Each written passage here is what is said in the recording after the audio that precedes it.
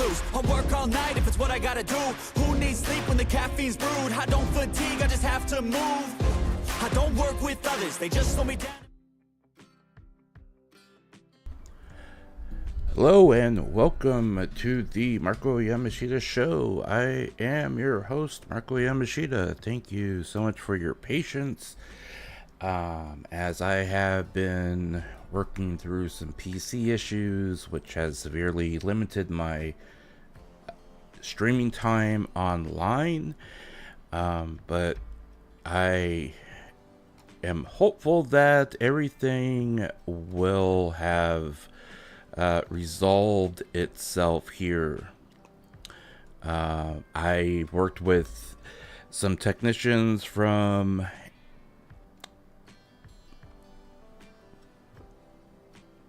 I just got a thing on my personal messages. So I had been working with people from AMD and NVIDIA, and then a little bit with the XFX, the maker of the video card, and between all three of them, we think we have figured out what has been happening. Long story short, I have to run bare bone minimum driver only on my PC. For whatever reason, the chipset just does not play nice when you start mixing in adrenaline from AMD to manipulate the various settings and whatnot. So with that in mind, I do want to say that I will hopefully finally be able to play and finish the game that we had started on. Hopefully either tomorrow or early next week, because there are a lot of other things I want to finally get to that I originally had planned on streaming, and that way I can at least start on something, and then if I want to do like a spontaneous stream about something that I came across or a current situation, I don't have to keep pushing everything further back. So with that in mind, hang on one second here, because I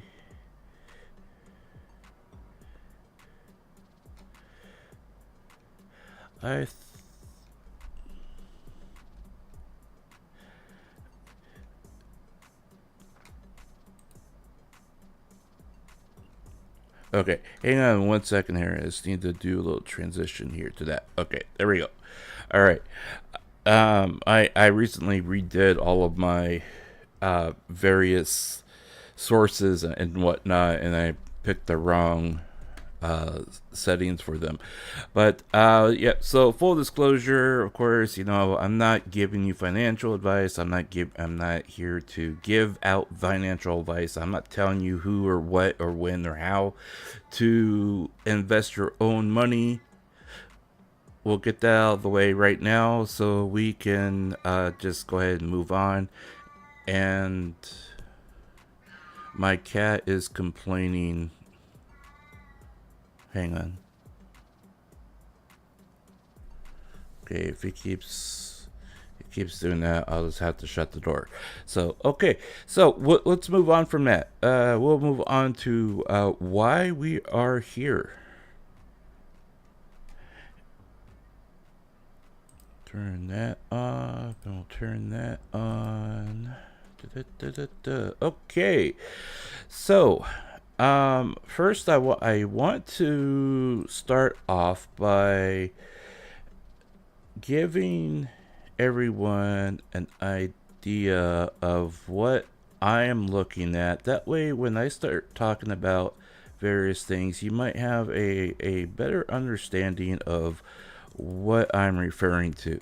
Now, as if you followed anything I said on social media, either on YouTube or on X, you know that I keep an eye out on Cover Corporation stock. Partly because I am a shareholder for the company along with Any Color Inc. So I follow both of their stocks. Right, fair is fair. And I invest long term. I'm not interested in trying to play the short game because honestly, I want these companies to succeed, and I don't want to pull out my money when I know that there's a dip happening and know that there's a likelihood of them recovering. Okay, fair is fair. Now, what we have seen over the past week is a combination of a lot of things that are happening both globally and then also in Japan itself. One of the biggest things that we have seen with Japan has been a large sell-off once the markets started tumbling here in the United States. When I talk about a mass sell-off, there's a couple things that are involved with that. Number one is that the yen to U.S. dollar ratio has been extremely profitable for investors that exchange their money into yen and then buy things with the yen, because that way when you're maximizing the amount of cash that you have, even though you're turning it into yen, you're buying stock with the yen. You wait for the dollar to strengthen, and or you wait for the yen to strengthen and the dollar to drop, and then you pull your money out. Now, what we've seen recently is in Japan, there has the Bank of Japan, their Federal Reserve, decided that they were going to raise interest rates on short-term loans. Well, all this money that was originally bought, or all these stocks that had been bought with the yen, were bought with yen that came from short-term loans. So once the interest rate started rising on those short-term loans, people that were investing with the yen basically cashed out and left their stock market. And this is basically what they're referring to as a huge unwind from people who are either running hedge funds, or they hedge their investments, or they play short, those types of things. And so what we had is basically a cascading effect of the tumbling of the U.S. market, and then the Bank of Japan, right in the middle of this market tumble, and their infinite wisdom, decided, hey, we're going to raise the interest rate of the yen.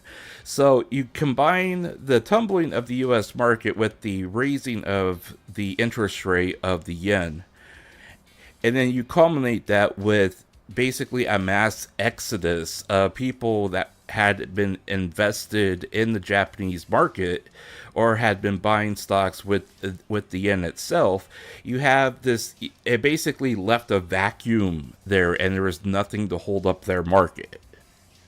That's basically what this boils down to, is that, the combination of the interest rates being raised by the Bank of Japan for short-term loans, basically all the hedge fund people, all the people that hedge their funds or play short or trade by the exchange first into yen and then buying stock a lot cheaper, basically they all just backed out, they bowed out, and that includes foreign investors as well. So there was nothing holding up the Japanese market for the prices to be where they were, so everything fell. Okay, now I explain that all to you because this is what we're looking at when we look at Cover Corporation. All right, Now this chart in front of us, and there's a couple of reasons why I'm going through these charts with you guys first, because I want you to understand where the company is at in order for you having the proper perspective of the financial reports that we'll be going through in a little bit, all right? And then hopefully you'll find out or understand why I'm nervous about the future of Cover Corp, because honestly, I think there's going to be a lot of pain involved with this. And as an investor, honestly, me personally, I think I might pull it, just pull the investment. But we'll get to that in a second, okay? Again, I'm not giving you any kind of advice. I'm just telling you what I'm doing, all right? So, first off, the chart that we have up on the screen here basically shows you how the stock price of Cover Corporation has performed over the past year. Year to date, from January 1st till now.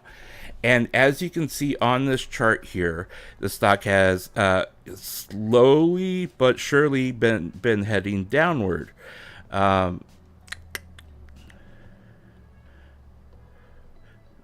There you are. Okay.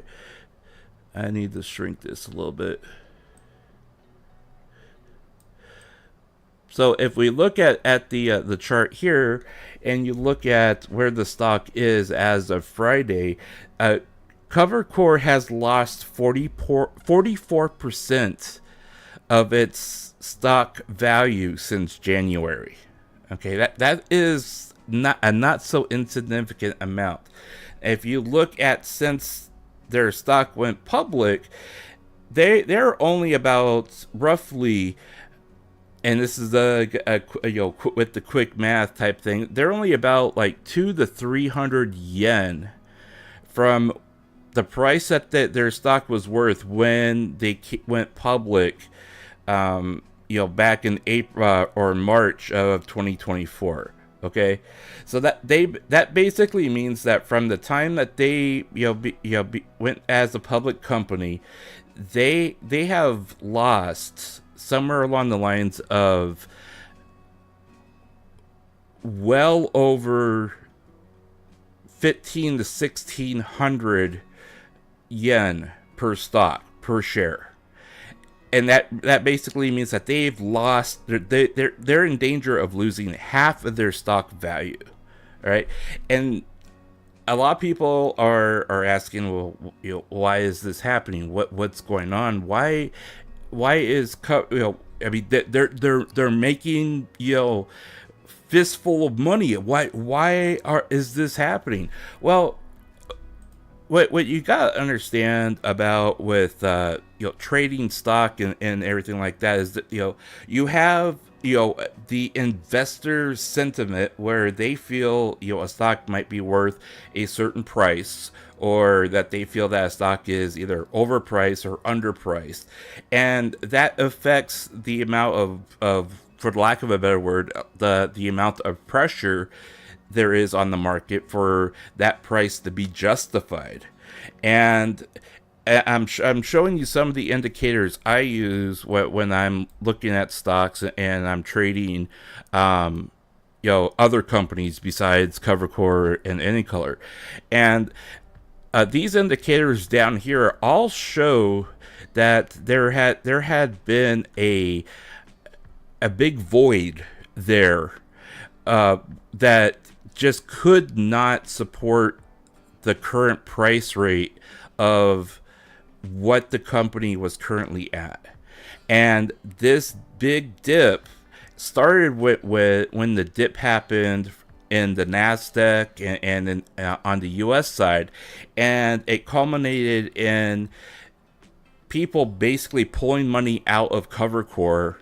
And then once the market started to recover, they looked at Cover Corp and their earnings report, and they said their stock just isn't worth that much. We're not going to pay that much for their stock. If you want us to buy your company, it's going to have to be cheaper. That's basically what they were saying, and so they just noped out of it. Now, if I'm not gonna exactly start pulling a lot of numbers for any color in on this. However, I will say that any color is also facing that thing, but it's not nearly as harsh, and the stock price is more justified for them based upon their, what their current earnings are and what they're projected to be. Now, let's kind of dig into these earnings reports here, and I'll show you what I mean. Now, when we look at their earnings report, their earnings report can be I think it's a little bit sloppy because it's very they made these slides overly complicated, and I believe this is personal opinion. I think they kind of did that for one, to show that they have a plan, but then also two, because they're trying to hide the fact that this was a very weak earnings report. Despite it all being positive, it was still extremely weak. And if we look at the slide here, we can see that for revenue purposes, year on year, and if you look at last year's earnings compared to this year's earnings, last year they earned over 5 billion yen, all right? And this year, first quarter, they earned almost 6.5 billion yen. So hey, that looks good. Everyone agrees that looks good. All right, but then you start looking at the number here, and you see that the forecast earnings for the first half of this coming year, that they're forecasting that they'll be able to hit 14.4 billion yen. Now, if you followed me for any length of time, you know as well as I know that Cover Corp is going to be taking on a not so insignificant amount of debt here by the end of the year, which is going to eat into their net profit. And just remember that, because once we get through the slide, you'll understand why I am extremely nervous about all this. All right, now, yeah, they have a breakdown of how everything is, where all this money came from, and a lot of it is good. However, there is one glaring thing here, and you see that a 6.3% drop in revenue for concerts and events. Even though it's, we're like literally talking about tens of millions of yen, it's still a 6.3 drop in revenue coming in. If we look at the rest of the slide here, it looks relatively good. And then we start looking at what the net profit is for everything. Gross profit gets knocked down to 3.325, and then you start going, okay, that's a little weird. And then you look at operating profit here, and operating profit is how much money they have left after they pay all the bills. You pay all your employees, you pay for your rent, your utilities, and everything else. And somehow, some way, and it's broken down later on, but you look at this and you're like, wait a minute, okay, so they start off with 6.4 billion yen, and then after they pay all the bills, they are at 834 million yen. And then of course it's down, it's a minus 6.8% from last year. That doesn't sound good. And then you look at net profit. Net profit is basically, after they have any of the other little things that they may have to pay for, depreciation of various, equipment, or things like that. You're like, oh, okay. So they only had a net profit of 620 million yen for this quarter. okay, well, wait a minute. What are they going to be coming up to here? And well, they're going to be pulling, at least what was it, like a 200 million yen loan that they're going to have to start paying back on per quarter. Ooh, that's a bitter pill to swallow. And then not only that, you combine that with what they are projecting and forecasting. They have to get a net profit of 1 billion yen for the next quarter in order for them to hit their goal. And that just did not sit well with a lot of people. It was a very bitter pill to swallow. And you listen to people out there that they only focus on the analytics of how many fans they're getting, how many subscriptions or subscribers are on their channel, what is their concurrent view count, and all these other things. And that's great if you're only looking at the small microcosm of streamers. And but what a lot of people just they cannot get their minds wrapped around is there is an entirely separate portion of this company that it requires to have a competent plan in order for the company to be profitable. And it's not just so reliant on streamers. They're not just hiring and bringing in talent to be streamers. There is a completely different dynamic to this. And Covercore is doing things one way, whereas Anycolor is doing things a different way. And we're starting to see the divergence between the two companies of what one company is doing and the other company is trying to catch up. Now, this doesn't discount or negate any of the popularity that they get on YouTube as streamers, because honestly, that's how they're being found, is they're being marketed, and then they also put themselves out there, in YouTube as a VTuber. So yes, that is a key component to that. However, and this is another thing, by the way, I don't mean to pat myself on the back, but for those of you who are, Umberto, welcome to the chat, welcome. If you remember that I stated at the beginning of this year that there would be at least 2 different debuts for Hololive English. I patted myself on the back when Justice debuted. I was like, wow, okay, I completely confirmed everything I had been hearing. But I mean, it is what it is. I think a lot of people would have expected at least 2 different groups to debut. But I'm still rather proud of myself to be able to justify what I said earlier this year. Now, what we do see here, of course, is with the hiring of Justice, this adds to their cost of sales, which explains why the operating profit had taken a dip the way it did.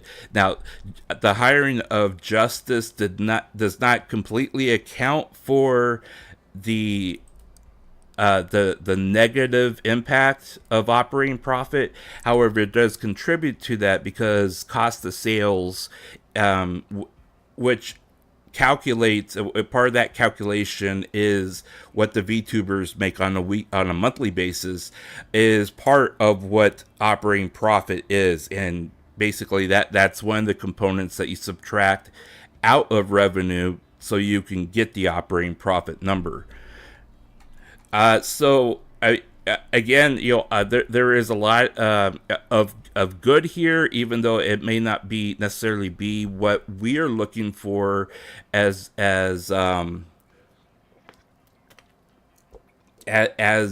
growth in the company is defined. I mean, if you notice, even here on this chart here, they show a year-on-year increase of 5.1%,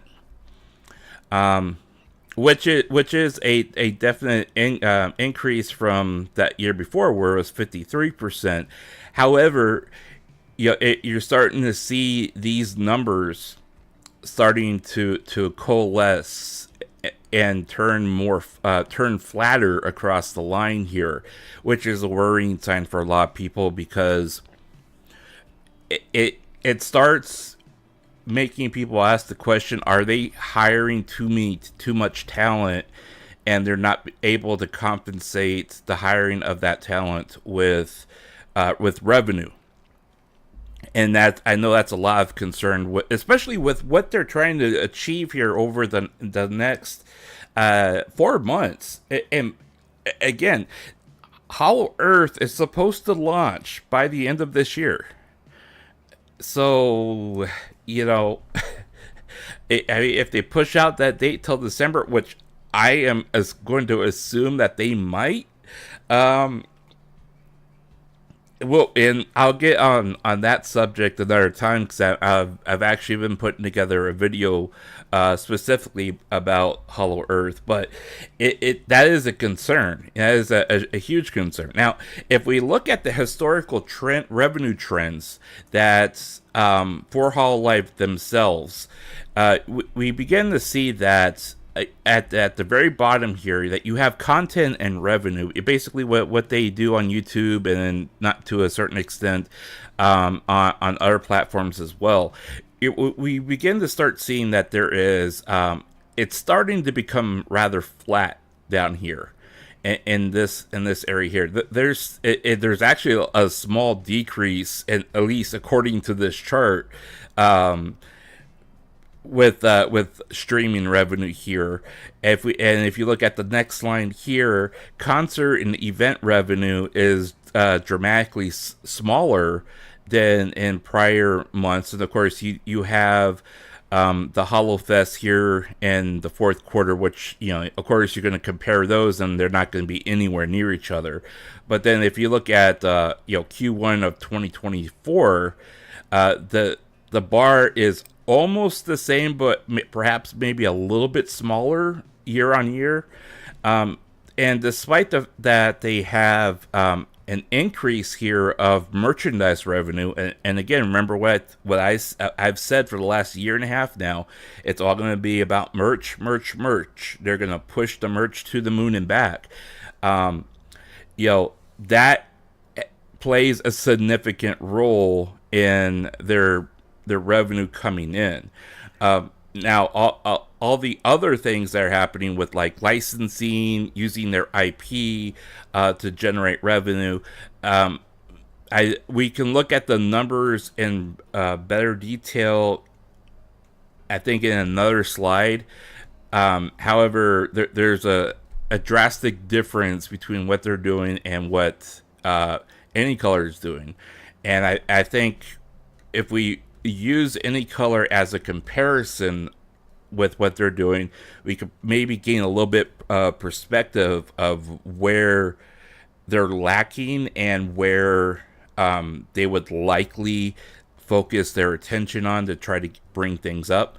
Now, one thing I will mention here on this slide here on historical trends of cost of sales. Again, I will point to this until I am hoarse and I can't speak no more. But if you look at upper center on the left here, you have at the very top, it's performer remuneration. I hate trying to say that word. Basically, that is the compensation or pay that they pay to each VTuber, which are the performers, per quarter. Now, if you look at the chart here, it's not a consistent number. The number has always fluctuated. Some of it has to do with hirings and then people exiting the company. But by and large, that doesn't justify the dramatic swings within what each VTuber gets paid working for Cover Corp. And the reason for that is because cost of sales is a variable cost, which basically means it will vary from month to month, quarter to quarter. I'll just come out and say this right now. A lot of the differences are metric based. A lot of the differences have to deal with them meeting certain criteria and goals, milestones, with their their own performance, and how they are able to attract new customers, new visitors, new viewers, and that kind of thing. Whether or not they participate in specific events or different different conventions. There's a lot of factors to this that all get balled up into basically what cost of sales is, and what their paycheck is from quarter to quarter. I haven't been able to confirm it. I have, and perhaps I missed the information somewhere that I was talking to a couple of people on my community section here earlier today, that one of the things that kind of had me scratching my head was that, okay, if they're doing so well, how come I haven't seen anything about them paying bonuses out to their staff? And the reason why I even thought of that was because I was reading the some of the papers that were coming out of Any Color, and each staff member got a $3,000 check as a bonus for them being part of the company. And I was like, wow, okay, well, if they're paying now, I wonder what Covercore is doing, but I haven't been able to find anything on that yet. But there may be a bonus tied into Q4 here, and I'm just either not seeing it or they don't mention it. But I mean, they're not required to mention it either. Before merch, most fans support their Oshi through Super. Now most of them prefer buying merch. Yeah, well, and that's a great point. There are a lot of people out there who solely focus on subscription count and how much their super chats, how how much they're making through super chats, and merch, and viewership counts or subscription counts, those types of things. And the problem with that is that you're only looking at a small dynamic, one small component of their overall revenue coming in. And as we could see on this chart here, and again, they don't provide exact metrics on this one here, but if you look at the chart here, in Q4, super chats probably only accounted for maybe 20%. Actually, there were, so streaming and content for this past year, they grew by 23.2%. That's not indicative of what the actual quarter result is, but we can do some rough math here and say, well, if they brought in 6.4% or 6 billion yen in the quarter, and streaming is 2 billion of that yen, what is that? That's about a third. So they're bringing in about 30% right now through super chat, which is good. Don't get me wrong, that's good. Because you mix in super chats, you mix in membership, those types of things. Their fandom is extremely generous when it comes to those types of things. Whereas if you look at Any Color, for example, a lot of their people don't, they have a separate fan membership that's off of YouTube. some of them, they don't have a membership section in their YouTube account, and they only do it through their Japanese site, fan base type thing that's still with the company. Whereas you look at Covercore, and they primarily do all that through YouTube. And I even noticed while I was researching this, I did not realize that they had closed down their fan page. Because they had their own fan club, Hall Life fan club page. That they were again charging people $5 a month there too for it, and there was from what I understand there was a lack of interest. That because it was off site from what YouTube, off YouTube, and people are like, well, we don't want to go sign up for yet another website. That's why a lot of people, they will, they're not necessarily thrilled about making a Twitch account because their Oshi, streams on Twitch when she's not streaming on YouTube. There's a lot of kind of disconnect with that because they just want to be able to go to one place and that's it. So, but I mean, it's good that they are still bringing in roughly a third of revenue through super chats. Now, the downturn to that is when you start looking at the bigger dynamic of how everything breaks down.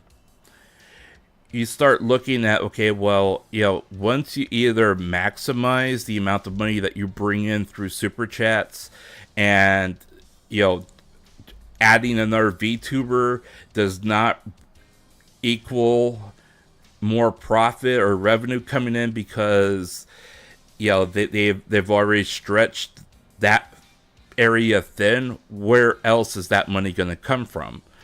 And that's where Covercore thinks a lot differently from Any Color. And we'll dive into that a little bit more in a bit. Now, SG&A here, these expenses here are extremely important because this basically covers the backside of Cover Corporation, where it's the corporate stuff. It's the people that work behind the scenes. It's the people that either run the equipment, or they're doing that they are manufacturing goods, or they're packing goods for shipment. Those types of things.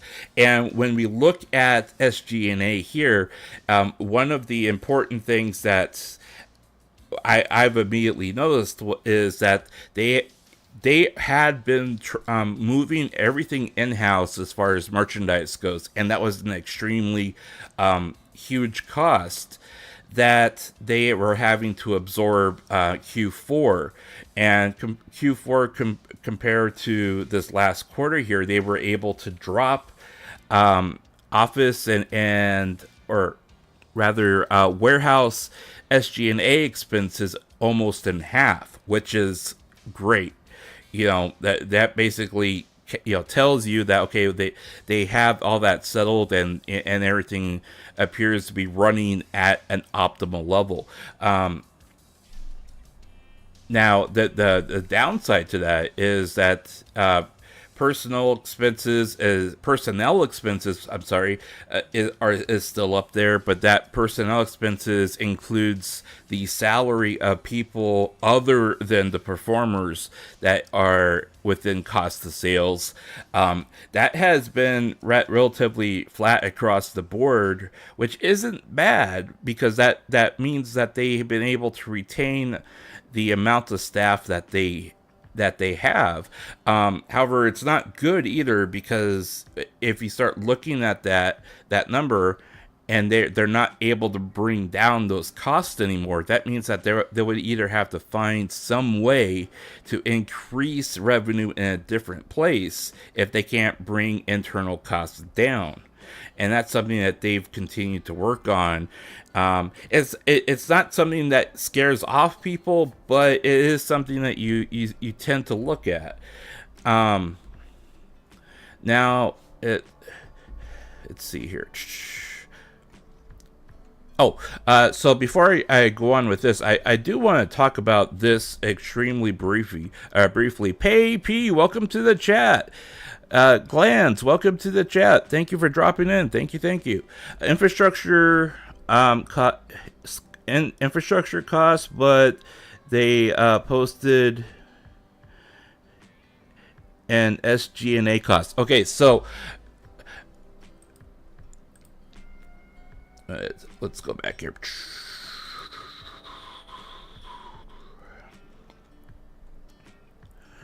So when you start talking about SG&A, especially when you're talking about warehouse costs, this includes things like the equipment that is required for the warehouse to do what it's assigned to do, what it needs to do. It includes equipment. Buying the property. This includes all those things that are required for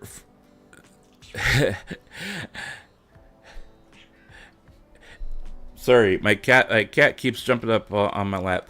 It basically is the cost and the expenses for having the equipment available for the employees to do what they need to do, as well as if those buildings require equipment to be brought in and it's not already there or present, then they basically have to bring it in.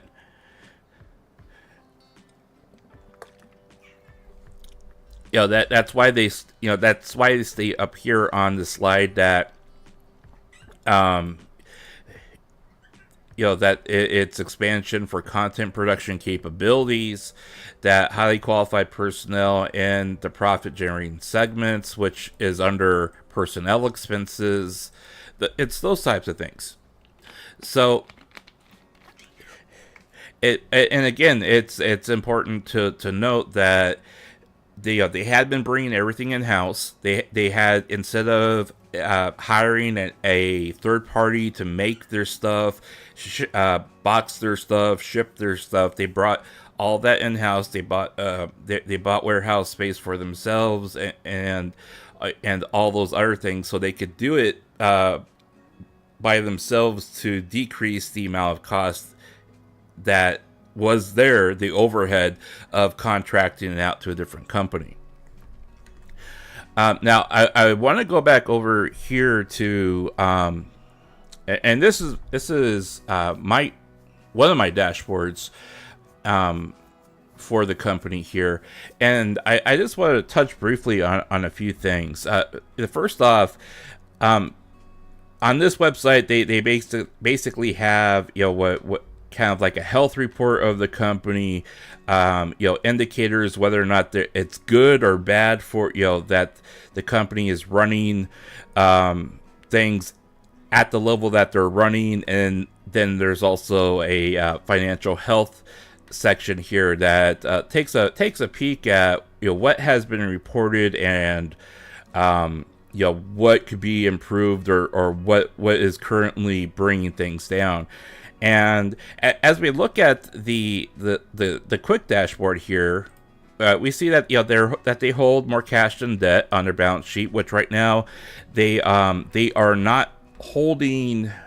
I don't believe they're holding any debt at all on their balance sheet. So yeah, see this is assets on their balance sheet. And debt is up here, right there, and then this is accounts payable, and these are our liabilities, and then this is equity. So that they have no debt that is currently on the books. Well, the chart down here says they do, but we'll look at the the value here in a second. So one of the things that is jumps out at me right here is that they're trading at a high price to book multiple, and the essentially it says up here that the company stock price is quite high compared to its book value, as evidenced by the high price to book ratio. This ratio, calculated by dividing the current closing price of the stock by the latest quarter book value per share, indicates how much investors are willing to pay for each dollar of the company's net assets. A high PB ratio can be a bearish indicator sign, because that might suggest that the stock is overpriced relative to the company's net asset value, increasing the possibility of a market correction. All right. Now, there's a couple of things, other things that are it can mean as well. Potential overvaluation of the company. It's a bearish signal, risk of correction, those types of things. Now, if we look at their stock price, that's exactly what happened. They after their financial report. The financial report came in showing that it was a weak quarter, with them pulling in 6.4 billion in revenue, and then their net profit was literally 100 times smaller after everything is subtracted. And as soon as this report dropped, their stock tumbled like a lead balloon. And again, since 2024, it's dropped over 40% since 2024, and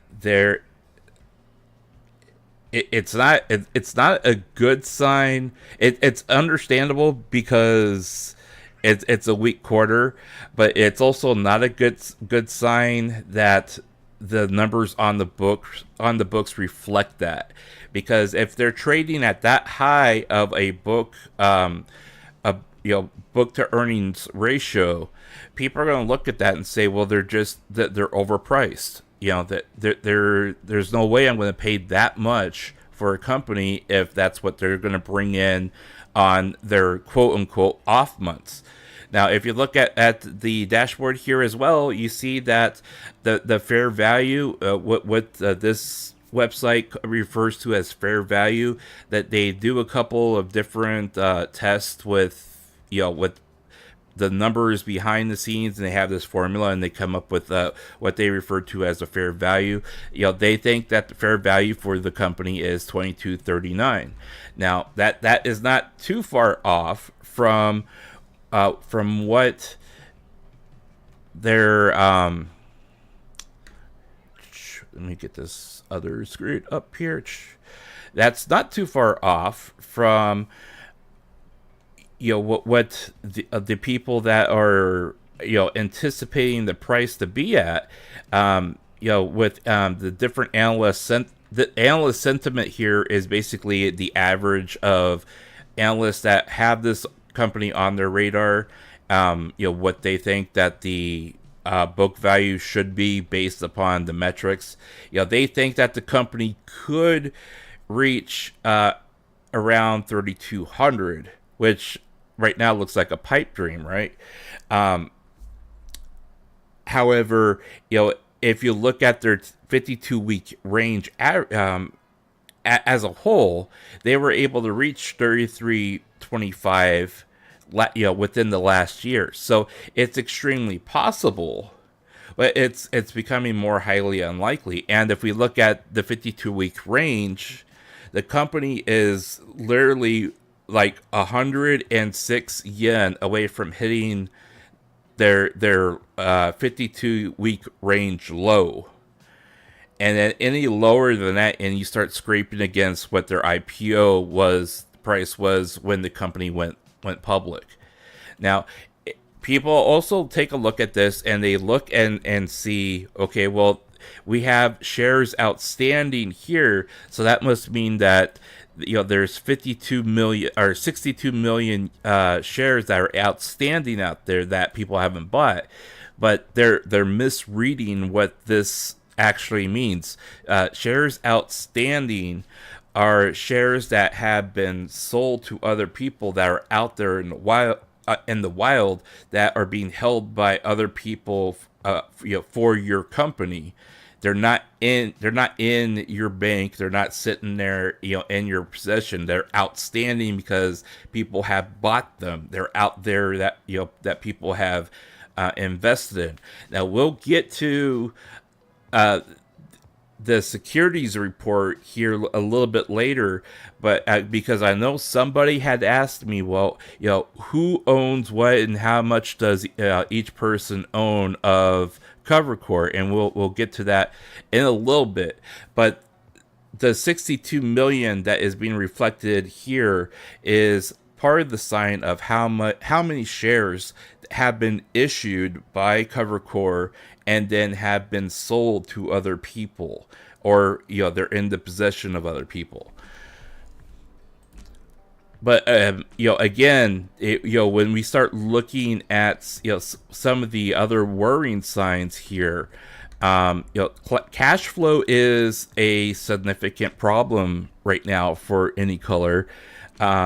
They have a significantly less amount of cash flow coming into the company that are on the books that they can utilize for paying out for different projects or expansion beyond what has already which isn't already figured in their operating budget. If you compare Any Color to Cover Corp, Any Color has about 5 to 6 times more cash on hand than Cover Corp has. And people look at me and think I'm crazy with that, but there is a significance behind that, because when you look at what Cover Corp has currently said as far as growth and expansion is for their company, Cover Corp has taken the stance that they're going to keep all the money and expand. All right. Now, as a person that is looking to expand a company, you think, wow, okay, well that's a no-brainer. You have money coming in, you save it, and you expand with it, right? But here's the difference. Any Color, on the other hand, they had their revenue come in, and then they paid all their bills, and they said, okay, well, we have X amount of yen left over. Okay, so what do we do with it? Well, okay, we'll make sure that we allot some of that money, so if there are things that come up or projects we end up wanting to take over or do, we'll have the capital for it.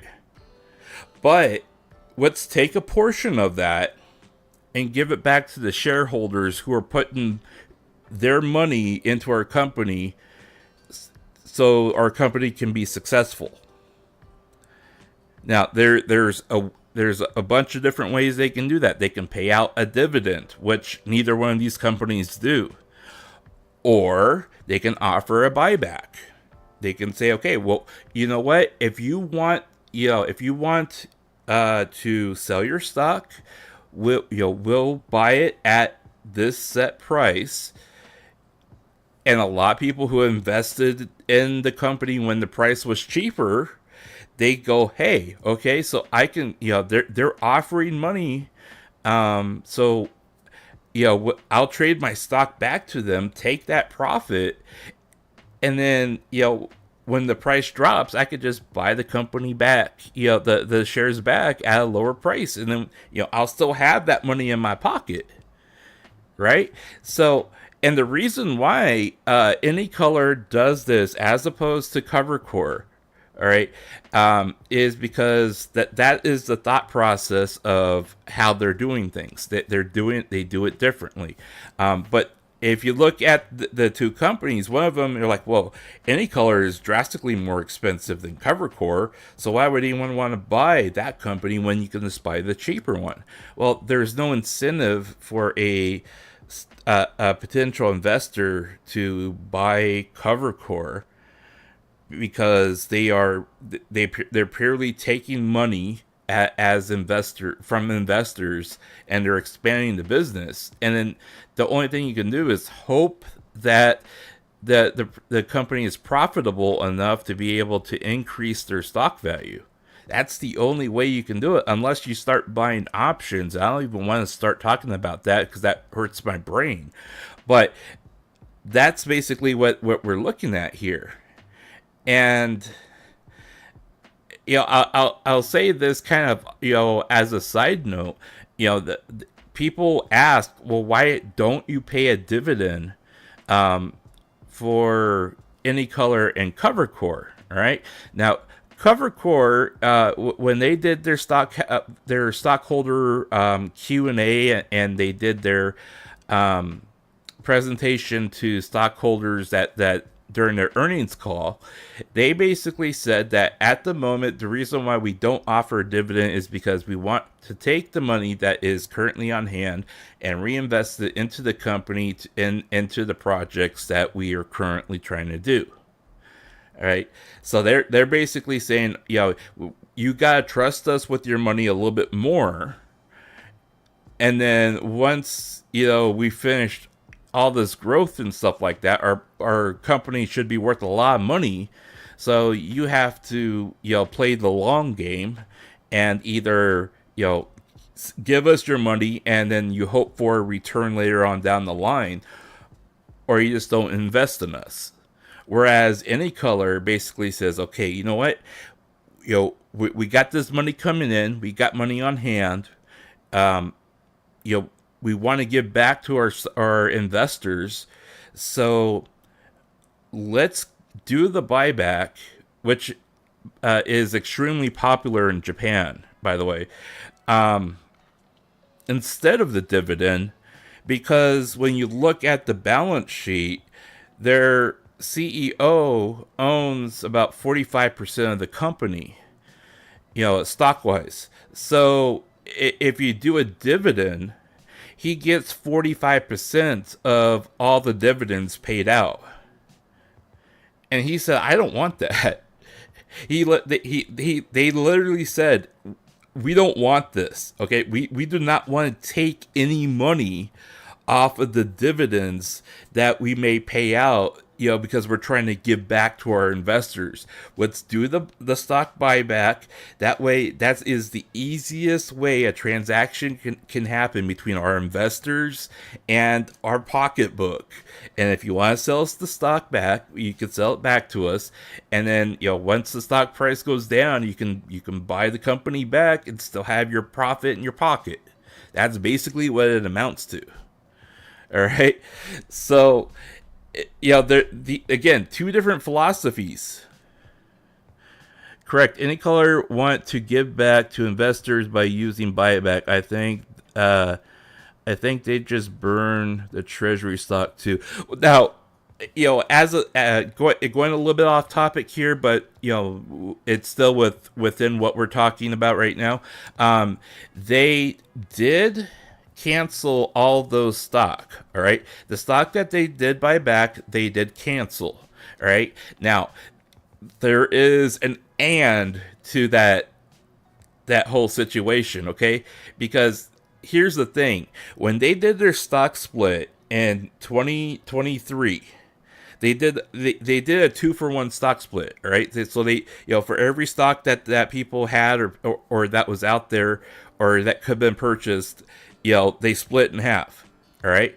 So when they did the stock split, they went from, I think it was somewhere around like 62 million to like 128 million, something like that, of stock that stock that was issued that they authorized to issue for people to purchase. All right, they only canceled like what 5-7 million. It was I think it was closer to 5 million stock.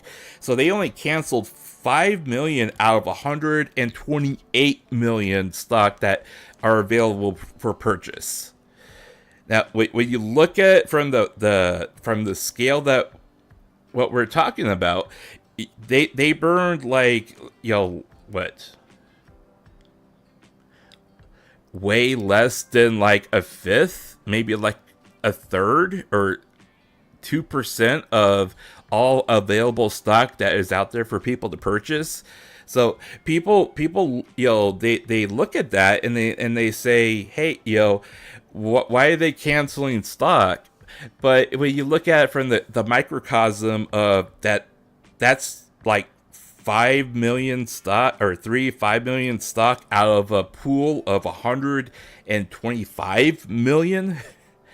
It's not going to drastically affect the stock price like everyone was saying it did, or that it would. It does. The pool was way too big.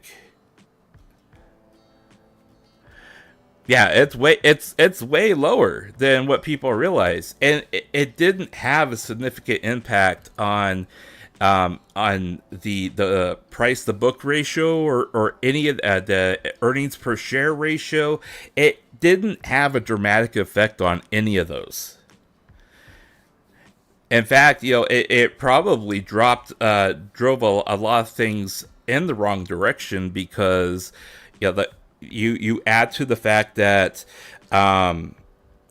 both Cover and Any Color both suffered dramatically, with the recent turn down of the stock, global stock exchange.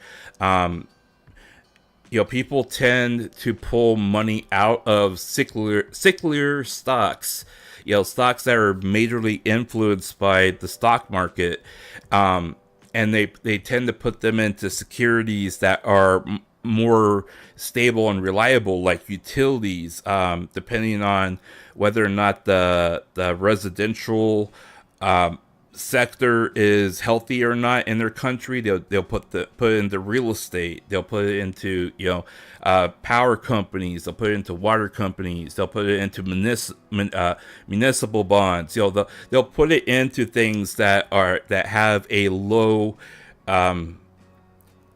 tolerance to outside influences, so that money can accumulate and collect interest. Well, as opposed to a company like Cover, if you look at them again, they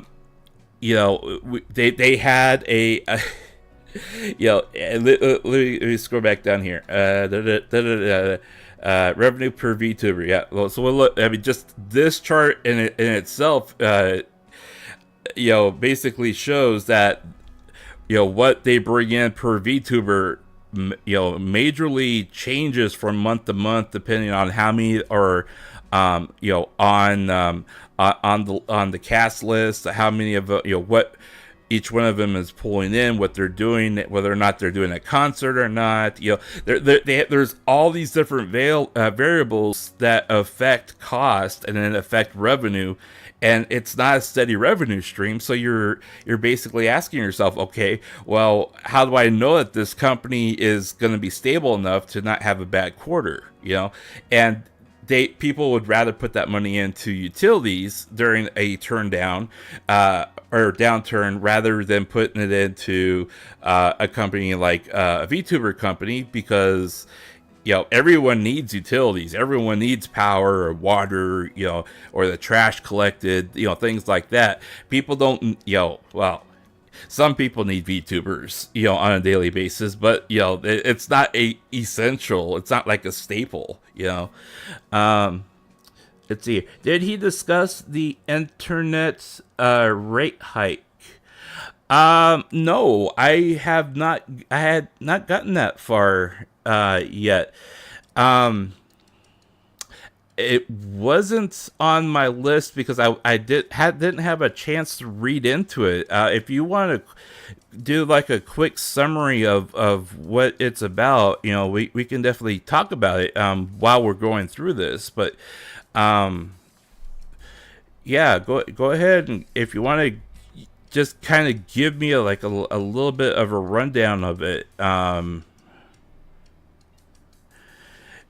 Yen carry trade. Okay, so let's look. Thank you for bringing that up, by the way. So let's look at the yen real quick because the power of the dollar against the yen has been another big point of contention. Now, with this recent downturn of the stock market and everything else, it sent the U.S. dollar to Japanese conversion in a complete kind of tailspin. Because recently, if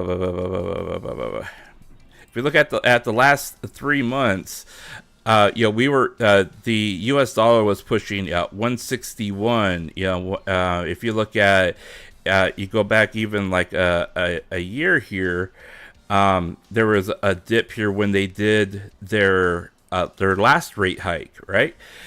But if you look at it from the grander scheme of things, once the downturn happened, there was a huge plummet of the worth between the U.S. dollar and the yen. The yen got stronger against the dollar. This had two implications. Number one, we had the market correction, and then number two, we also had the rate hike that affected the buying power of the yen itself. Now, when this happens, it typically stimulates the economy of the company, which should have been a good thing for CoverCore.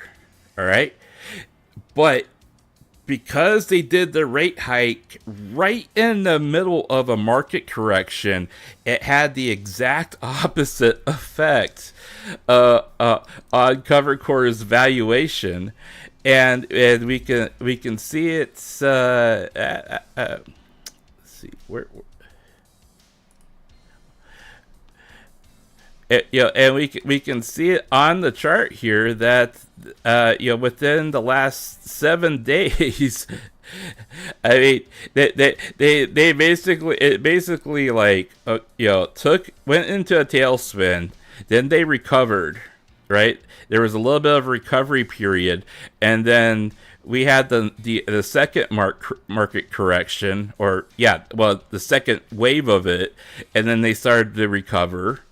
And then as soon as their earnings report came out, they just basically just said, "Hey, we're turning our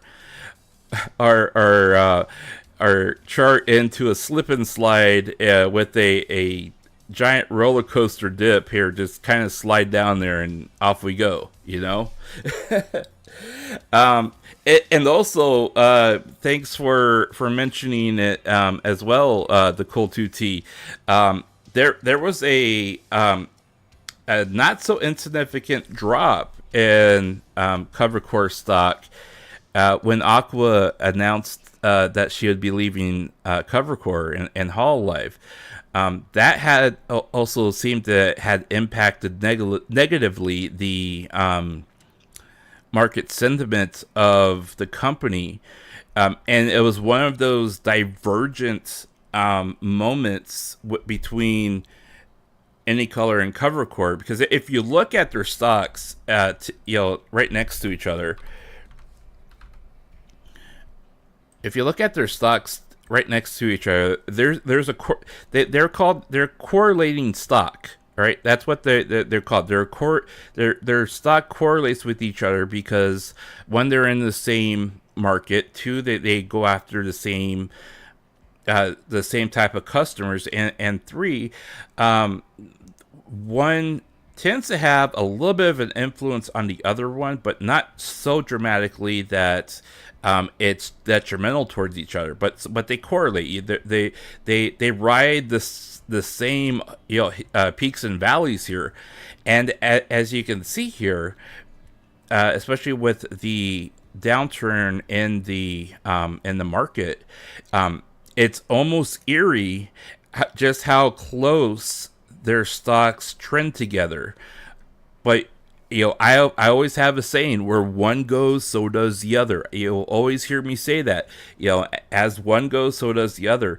Now, they did not have a huge dip like Cover Corp because it wasn't their earnings report.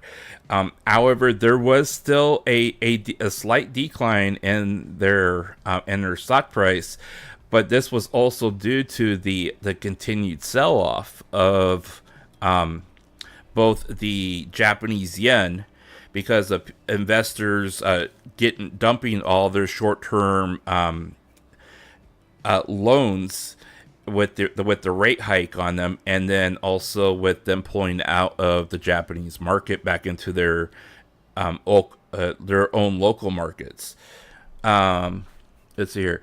It seems Japan is holding up the global markets. I think they are buying the yen at 0. Yes. So Japan. Basically, people were using Japan as their own, basically their own personal piggy bank, more or less, because there were at one point they were actually doing negative interest rates, which I thought is completely insane. But they've done 2 rate hikes on short-term loans over the past year, I believe, year and a half. I can't remember exactly when the last one was, but it has they've done. No, let me take that back. They've done 2 rate hikes this year that I can remember. One here just recently, and one earlier in February. And people were basically taking out loans in Japan, and there was no interest rate. They could pay it back. They could pay the loans back with absolutely 0 interest rate, which that's basically like having a credit card and them saying you don't have to pay any interest on your credit card. That's basically what they were doing, right? And when they did the rate hikes, that spooked them. That spooked people that had those loans taken out, and they were basically playing the market with it, making a profit, and then paying off their loans and then pocketing the interest. That's basically what they were doing. And then they were doing it indefinitely. And you had a huge amount of foreign investors that were opening up bank accounts in Japan just so they could get those loans and then invest money, that money that they were taking out with those loans into the stock market. That's basically what they were doing. And once they brought up all those interest rates, this spooked them all together. They said there was they had literally dumped like billions of dollars, in loans, because they're like, they had taken out so much money that they had the worst performance in their stock market since I think like the 1980s. I mean, that's how long it had been for that something that detrimental happened to their economy. So it's just crazy. So I'm glad you brought that up, to Cold 2T, because it took me a little bit to recall everything that happened with that. But basically everyone was using Japan as their own personal piggy bank, more or less, and they were just pulling out loans and dropping in IOUs. And I mean, why do you think this sounds kind of bad me saying this, but why do you think I decided, hey, I'm gonna invest in these 2 VTuber companies? And part of the reason was I looked at I looked at the companies, I looked at the prices, and I said, okay, well, if I take the X amount of money and convert it into yen, I could buy 100 shares of each one of those companies and be a stock owner. And it was at a premium for me because when you look at it, I only paid like $11 a share, but now I own shares in both of the two major VTuber companies that I am a part of. And for for me, I was like, hey, I mean, if I can do it while the conversion is this high for me, and sell once the conversion rate is much more um, beneficial to me to turn it back into US dollars, hey, I don't mind my money being held in another place and hopefully earning me a profit. Which right now any color is not making me a profit, but Cover Core is making me a profit, but that profit is slowly dwindling. So, for me, I take these investment or these quarterly financial reports extremely seriously because if that affects the stock price, I either need to pull out my money while I can still turn a profit, or I have to literally just write it out and hope that the price recovers down the line somewhere. So there's that too. So yeah, so that's that is been extremely worrisome for Cover Core, that their stock price has been going against what the market is what's happening in the market. They went down during the economic turndown and the global stock prices tumbling, but then even after the Nikkei recovered, their stock is continuing to go down against what all the other trends are. And part of the reason is because when they did their when they presented how their company performed here over the last quarter. But when you go from 6.4 billion and you only have 620 million to show for it, ouch. It's a net profit, and it's a decrease from the last year before.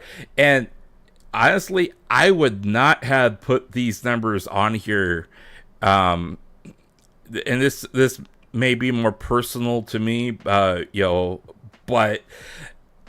putting these numbers on here and then having these numbers against the backdrop of this is how much that they made for Q1, and they're hoping to reach this number by the end of Q2, it leaves a very bad taste in a person's mouth when you're looking at it. It's like, okay, so you're expecting to be able to bring in triple, three times this number here, or two times more this number here, so you can hit this number. And you look down at this one. Okay, so you're telling me that you're hoping to bring in 2.5 times more money so you can hit this number. It just leaves a bad taste in your mouth when you're going, okay, so for 3 months.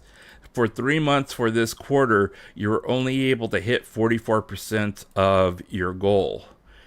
And then you look at net profit and you're like, wait a minute, so you still have to make up another 63% over the next quarter. You start asking yourself, okay, are they going to be able to do this? Because if they aren't able to do this, that means that what they're promising and selling you and hoping that you don't you will invest your money into, they can't meet their own goals or expectations that they're setting for themselves. So then you start looking at their stock price and you're like, well, the price to book value is just so high. Why should I spend my money on this company that isn't making their milestones when I could go and spend a little bit more on this other company who is going to offer me a stock buyback somewhere down the line. You know, I'm going to get something out of this other company. That you start looking at that, comparing it, and you start saying, okay, you know, I this is why I have a bad feeling about what's happening with Cover Corp, because you also look at the fact that they have 620 net profit from this quarter. They're going to be taking on this loan that is for Hollow Earth. And they're going to be taking that loan plus what's ever brought in through revenue to pay for Hollow Earth. That means that they're going to be dipping into their net profit in order to pay for the development of Hollow Earth. They don't know how much, but they're assuming that the amount of monetization that is in Hollow Earth upon launch is going to be able to help or hopefully cover the cost of running it and developing for it, in addition to this loan that they have to buy back. It's extremely, you're asking yourself, okay, are they going to be able to afford this? You know, are they going to be able to, you know, how bad is this $2 billion plus investment into Hollow Earth really going to be? You know, did they spend all this money and it's going to be a failure? You know, there's a lot of ifs and questions that you start having run through your mind with this. So 620, so this is 620 million yen. This is their net profit. This is after everything else is taken out here. And if we, we'll pass by a lot of this other stuff here for the moment, and we'll come down to, okay, so profit loss summary. All right, this is profit loss summary year on year. Their total revenue, $6,416,000,000.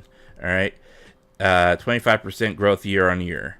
The gross profit here, and that this you subtract some things, but you don't subtract all of it. Okay, this is gross. That's not net. All right, and they separate this because there are some things you take out of total revenue to be accountable for. And then you still don't take everything out with gross because you still have to pay. This is before taxes, income taxes, and other fees and other obligations that they have to pay for. Either government wise or otherwise. Operating profit. This is operating profit takes into account everything that this is the number that after you pay all the bills, after you pay your employees and your bills, but you are not necessarily accounting for like corporate taxes or other things. After you subtract the rest of this stuff, the very last number is your net income. How that is all that's left after you pay taxes, after you pay the rent, the utilities, you pay all the employees, you pay for all the costs to manufacture things, you pay all the costs to cover new equipment, all this other stuff. That's the bare bone number. Cost efficiency should be covers top. Well, and that's another great point that you bring in. Now they did hire within the last 3 months. They did hire a firm that they did bring in to start going through and handling some of the accounting portions of the company, so they could better budget their money better, have a better handle on where costs are excessive, where they could cut back. They did hire that company. I don't remember what the name of the company was off the top of my head, But if we go over to investor related news, yeah, so they did they did bring in people to assist with they did bring in some people to form a committee, and some of these personnel changes and officers are outside. They're outside. They're outside of the company. But they do have a vested interest in the company, and based upon their securities report, the compensation towards the people that that they brought in specifically to oversee their finances are essentially that depending on if the performance improvement happens after bringing them in, then they get reimbursed through common stock. So they get a stock earning from the company as reimbursement for their what they're doing for the company. But they did form this audit and supervisory committee to specifically handle stuff like that. Let's see here. But yeah, stock cost efficiency is something I think is extremely important, especially coming into these final 4 months of the year. My God, I can't believe 2024 is almost over. Now, since I'm down at this portion of the presentation material,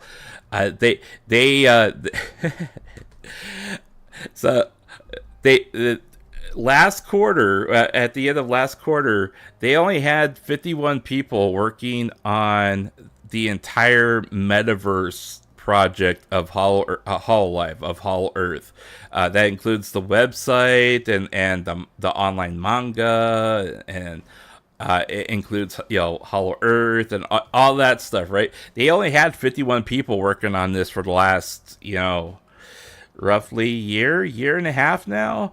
But if we notice with the historical trends of employees, they now have 570 employees working for the company, which means that 10%, that should mean that they now have 57 people working on a online MMO-ish type of sandbox game that hopefully will be finished by the end of the year, or at least be able to be launched at the end of the year. And if I scrolled through this specifically looking, and they conveniently left out all mention of Hollow Earth in this report.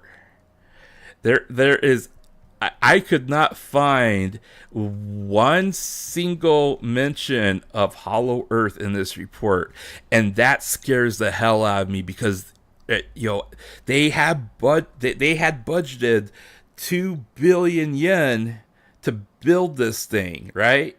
And then they expected to spend another 300 million yen between the end of last quarter to the end of this year. So another 300 million yen.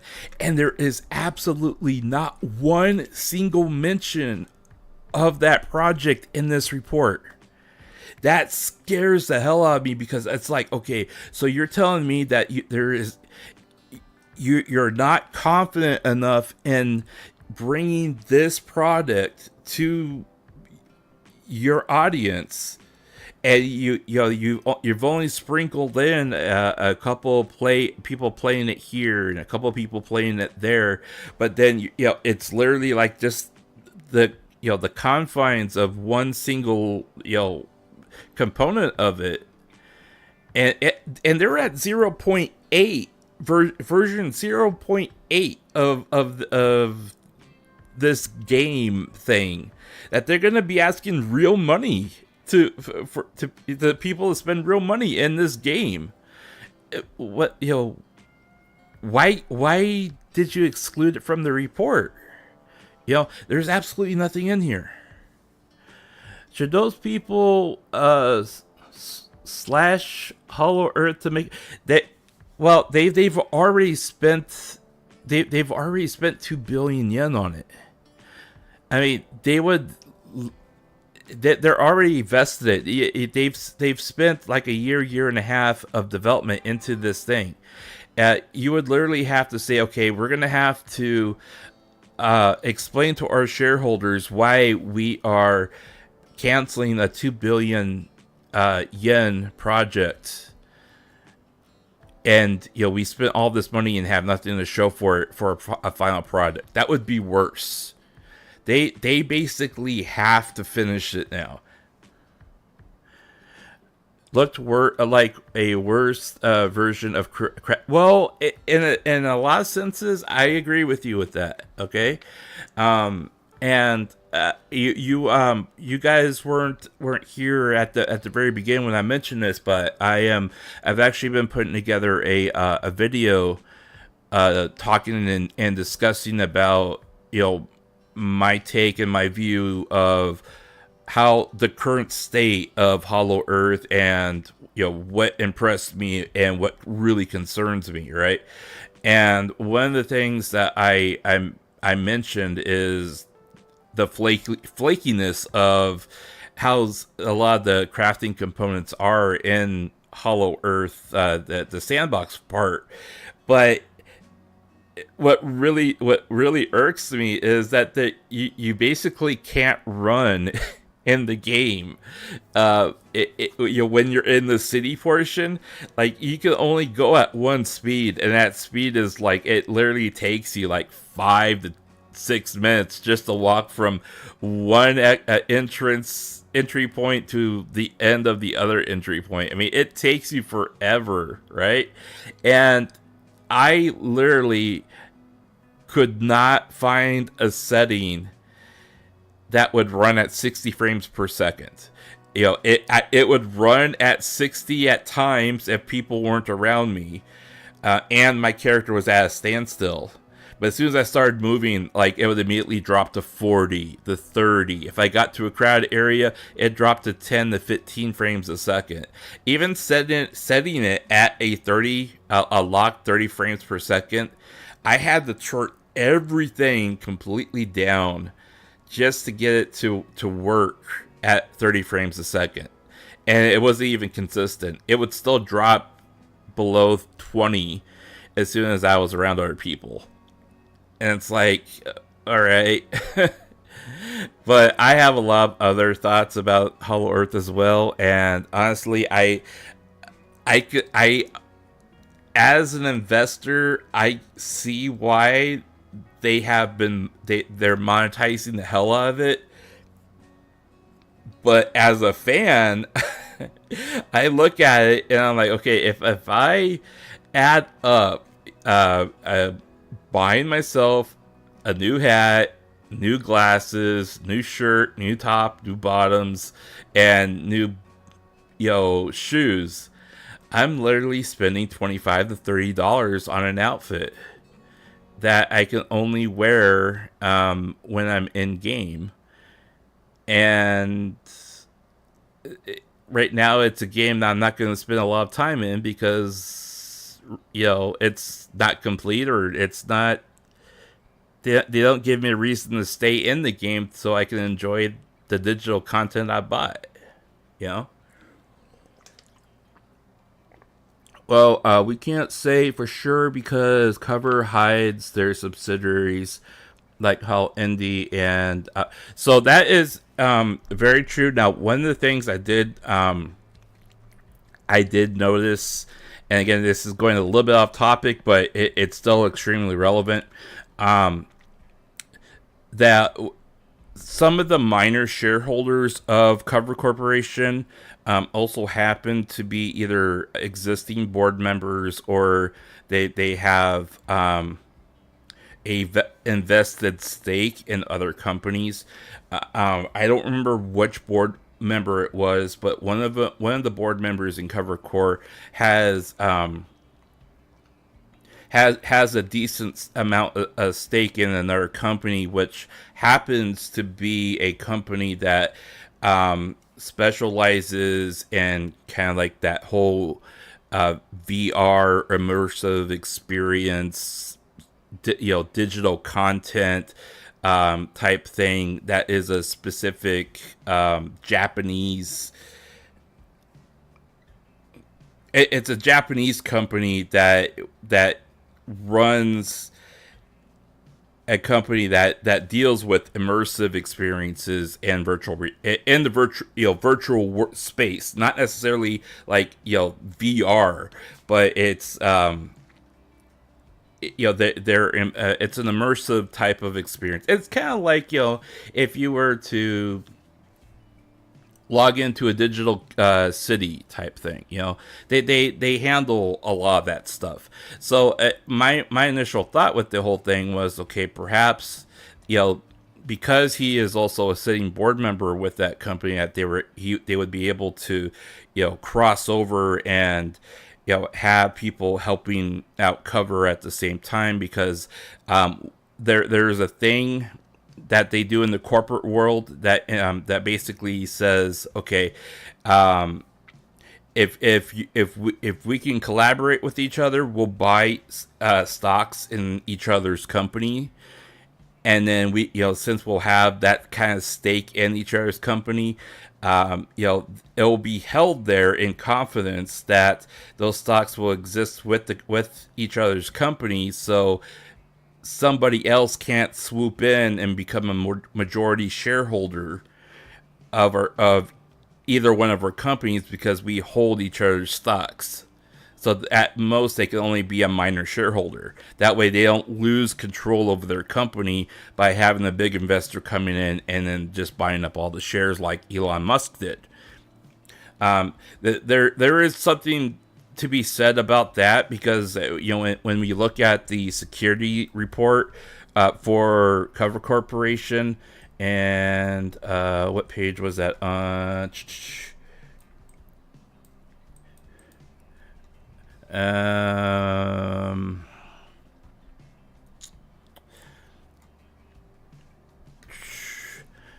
See, they do have stats of page 11.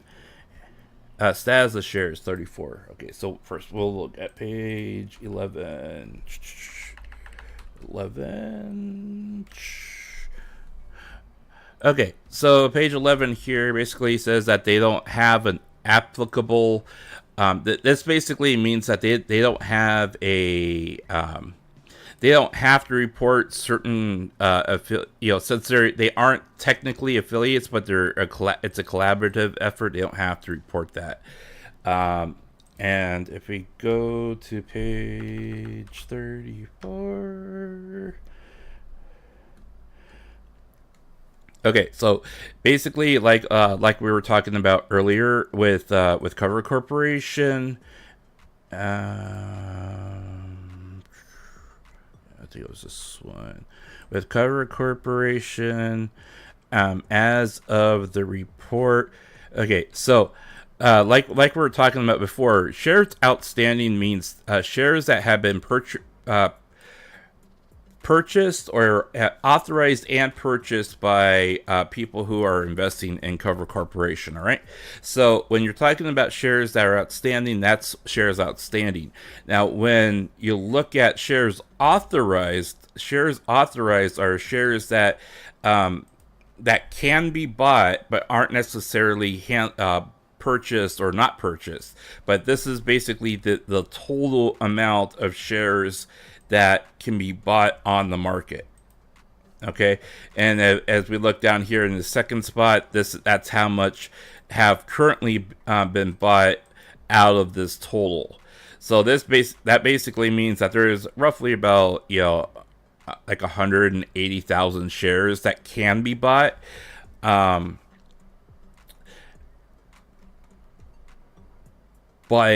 a large portion of the common share ownership also belongs in the board of directors. They own and control that. Now, a lot of this stuff gets kind of confusing here, so I'm not going to really go over it too much. And basically, what this amounts to is that there's a trust here that has been formed, where if the board of directors hit certain performance criteria, that they earn a certain amount of shares out of that trust as as payment for what they do for the company. That does not have any bearing on like the amount of shares that they currently own. A lot of the shares that are currently owned are shares that were there because they did the initial investment into the company. And as we see, like right here we go. So Yago owns 20,835,000 shares within the company, and right now he's a senior shareholder at 34.09%. And then you start getting into some of these holding companies, and I haven't looked at all the different holding companies here to see who they are, or if I could track anything down about them. But some of these companies could be holding companies that are perhaps doing the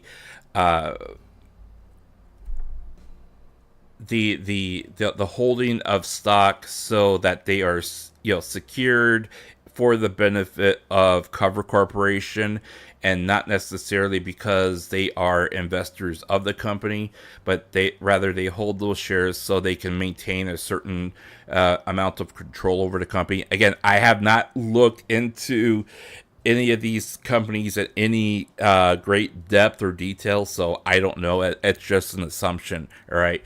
But if you do look at some of the other shareholders of the company here, I think Eco here was one of the people I was looking at a while ago, who seemed to have he seemed to be a shareholder in a lot of different companies, like what I was mentioning earlier about. But a lot of these other companies here, again, they're either banks, or that they're holding companies, or even financial security companies. So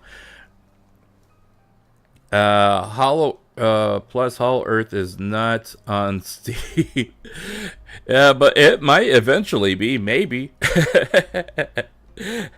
But yeah, all in all, the total here is the amount of shares currently held by people account for 60% within these major shareholders here. Now, the other 40% that is not accounted for here, that 40% are either shares that are authorized but not purchased, or they're held by people like me that have bought common stock shares in the company. So now it's a good thing and it's not a good thing, because again, depending on the amount of shares that have been purchased versus how much earnings have come in. When you start looking at that conversion there, depending on the amount of shares that are that have been sold, and holding that against the amount of earnings that have been brought in, you start looking at those numbers, and people start getting a little spooked about that you really shouldn't have that thin of a profit margin, when you're spending all this money, and hopefully being able to pick it up later and run with it. And a lot of that has to do with the amount of equity that they have coming in from people who are buying stock and investing in the company. There was I think it must have been in the securities report. There's so much information in these reports that it just it's a little hard to go through at times. But and again, I'm not a pro at this. I don't, financing is not, my field of expertise, but I do tend to dabble in the stuff, and a lot of it I just, end up looking it up myself and figuring out what it means.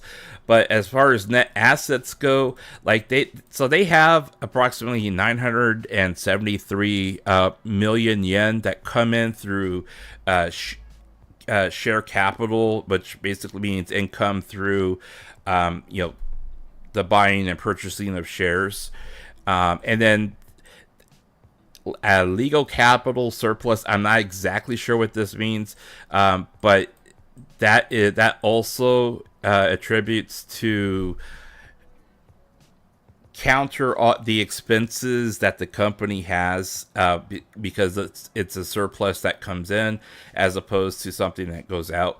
But you only have and I know that I say that like it's nothing, but you only have 970 million yen in surplus that's coming in, or rather 973 million yen coming in from shared capital, and you're losing people who are owning stock of your company. That decreases the amount of equity that comes into your company, which then in turn hurts your bottom line for the company, because that contributes to your net earnings after everything is said and done with, right? So it's a extremely worrisome thing that you start looking at. Now, the silver lining to this all, and I know I've been saying, worrying this, worrying that. The silver lining to this all is the fact that Q2, which is the quarter that we are currently in, does tend to be more profitable than Q1. If we look at just like the current status of revenue per VTuber here, if we look at Q2 has historically been more profitable than Q1, though it's a much smaller historical track than you would want it to be, and that's another thing that scares people about the entire situation, because when you go from Q1 to Q2 of last year, you go from 69 to 87, right? So you're talking an increase of 18 million yen. And of course, this is only one specific piece of revenue that we're looking at right here. However, that's still a good microcosm of how much money is coming in, because if you look at streaming content for this past quarter, it accounts for a third of all money that comes in, and you're still trying to make up 63% of this number that's forecast. Now, when you are a stock owner, and you're a potential investor of the company, you also have to take in consideration that if the price keeps dropping, you may be able to buy the stock at a premium. However, if you are Cover Corp, the concern that you must have with this is that your earnings per share is going to be that much lower. And they're already forecasting that their earnings per share should be a certain number that goes along with the projected forecasted number of what they expect their revenue to be. And if they miss those numbers, that also tends to be a detrimental thing that that happens to companies on the stock market. And if we look at some of the companies that have done recent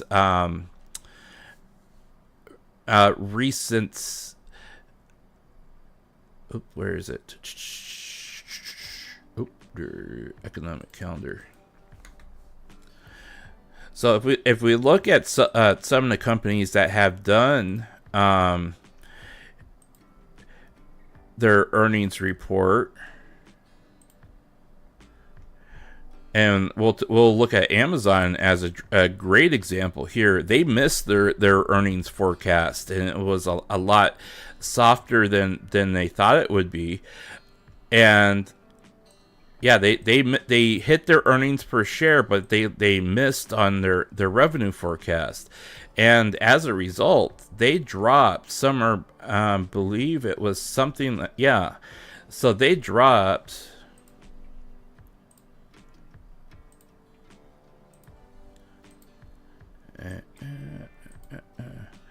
So they went from here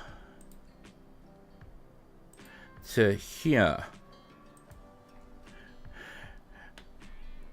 So they basically dropped over 14% of their net value because they missed their earnings forecast. And that is not an so insignificant thing. This was on top of what was already a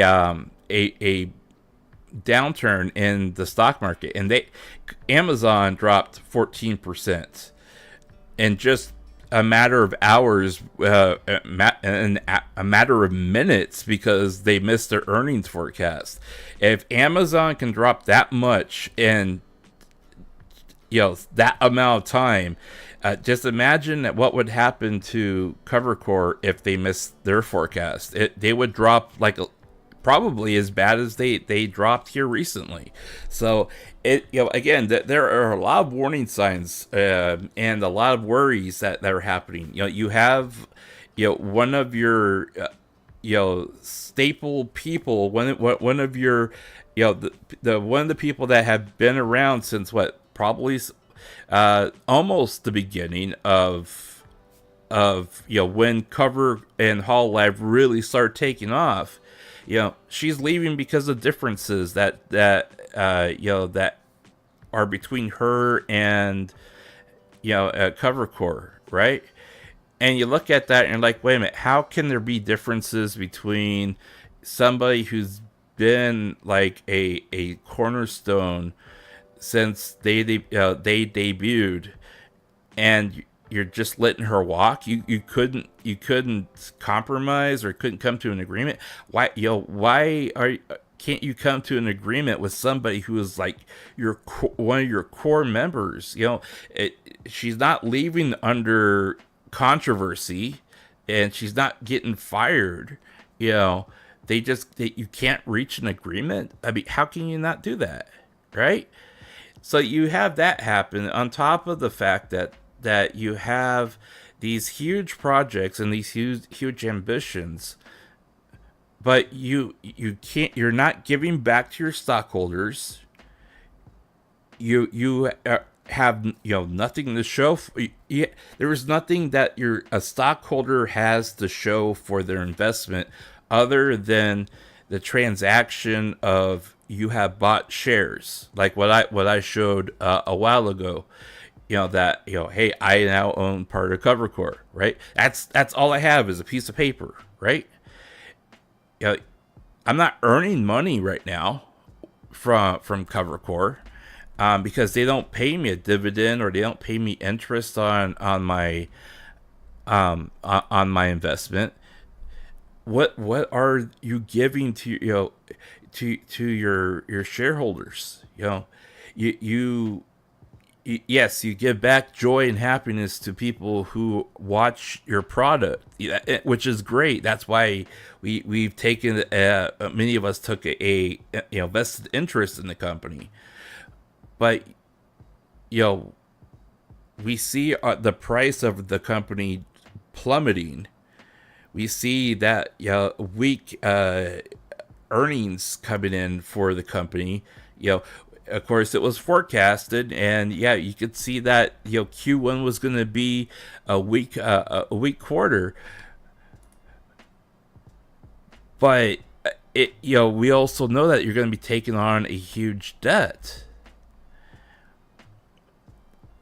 Why,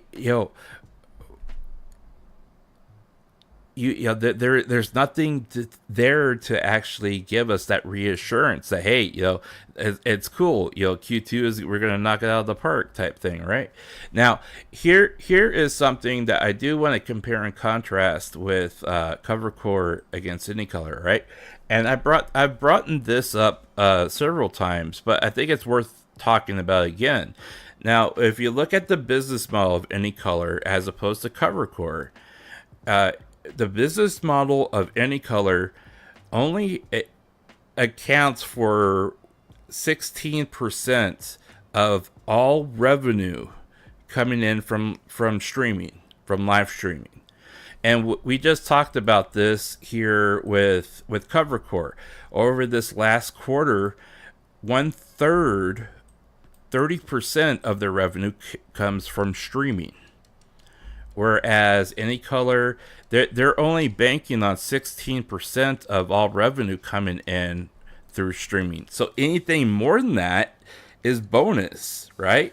As long as they hit their core metrics for the other three sections here of what their business model is, then everything else is surplus, right? Whereas if you look at Cover Core right now, if Cover Core cannot bring in 30% of revenue through their streaming, if that dips in any way, shape, or form, or they miss their mark on it, that's 30%. That's a third of your revenue, which is extremely concerning as far as looking at it and saying, okay, well, we have to make sure that our streamers are out there streaming and that they are, doing everything they can to bring in money for our company, right? Whereas if you look at like Any Color is banking on 59 to roughly 60% of their sales revenue coming in through sales of merchandise and digital content. Now, it's important that we take a moment and pause on that, because if you think about this, and we've talked about this before on my channel as well, only 18% of all revenue for Any Color comes from their EN branch. You're talking like, a sliver. That's less than 1/5, all right, of all revenue comes from their EN branch. The bulk of their revenue that comes in from the company is all JP branch. So that means that if they are able to bring all that in with their JP branch, which by and large stays untainted by all the trash talking and antis that plague the EN branch, that basically means the EN branch can perform horribly and maybe only bring in 16 or 14% of the revenue for the company. And so long as they're knocking it out of the park with the commerce for merchandise and digital content, they can compensate for that, because the bulk of their business model and revenue comes from merchandise. And if you also look at what their business model is, 18%, roughly a fifth, a little bit more than a fifth. Again, it falls in line with how much is brought in by the EN branch of revenue comes in from corporate projects, sponsorship fees, being able to do collaborations with other companies in Japan, that kind of thing. And then if you flip over and you look at CoverCore here, licensing and collaborations, that they only have 1/6 of their profit coming in from that. And so you start looking at this and you start seeing just how unbalanced things are. And yes, streaming is a very volatile business.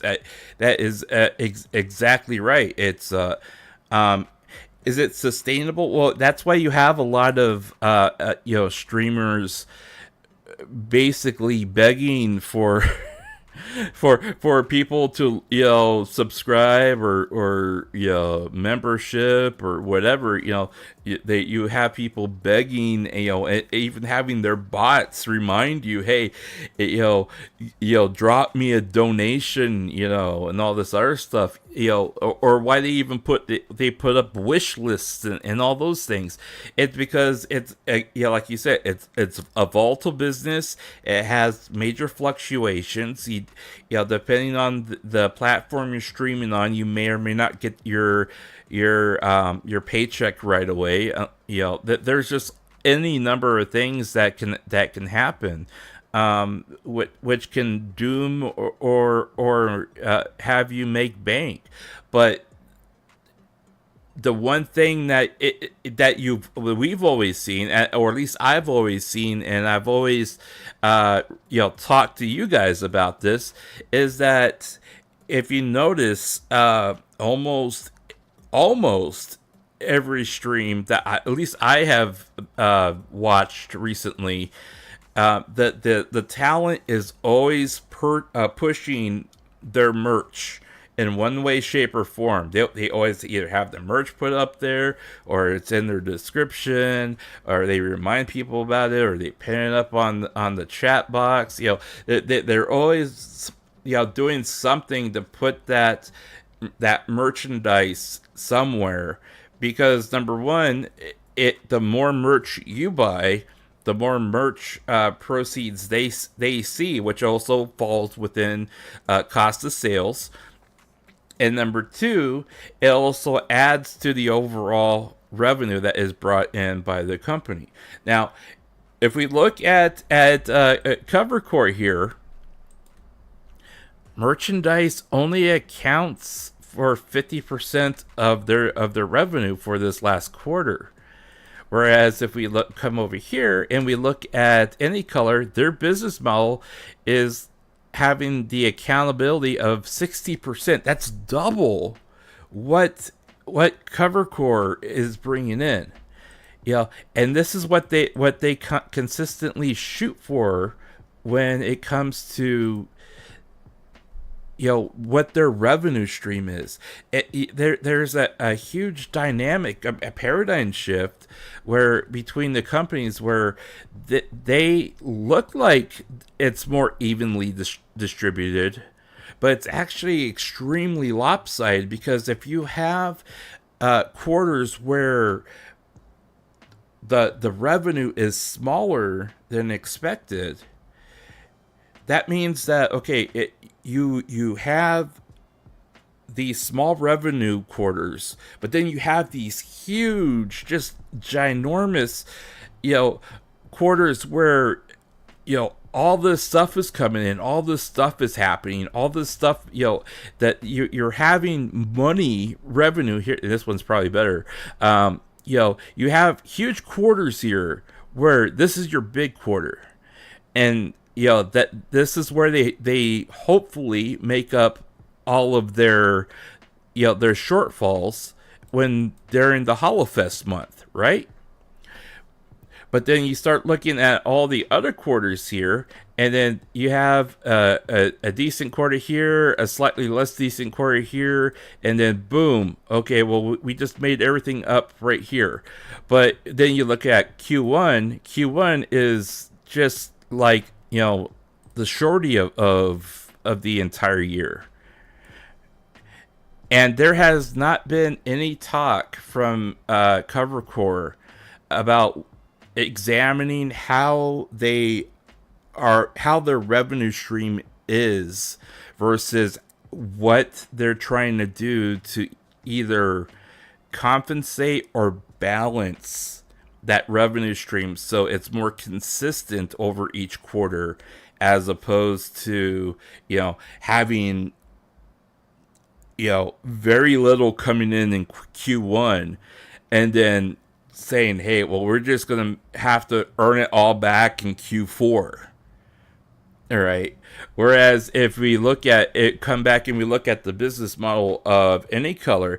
Now, while it's not specifically on this slide here, when they did their Q&A, when they did the Q&A for this past fiscal year, both the I always forget what his last name is. Tozumi, what he said, and what the other person was that was with him, I think he was the CFO of Any Color.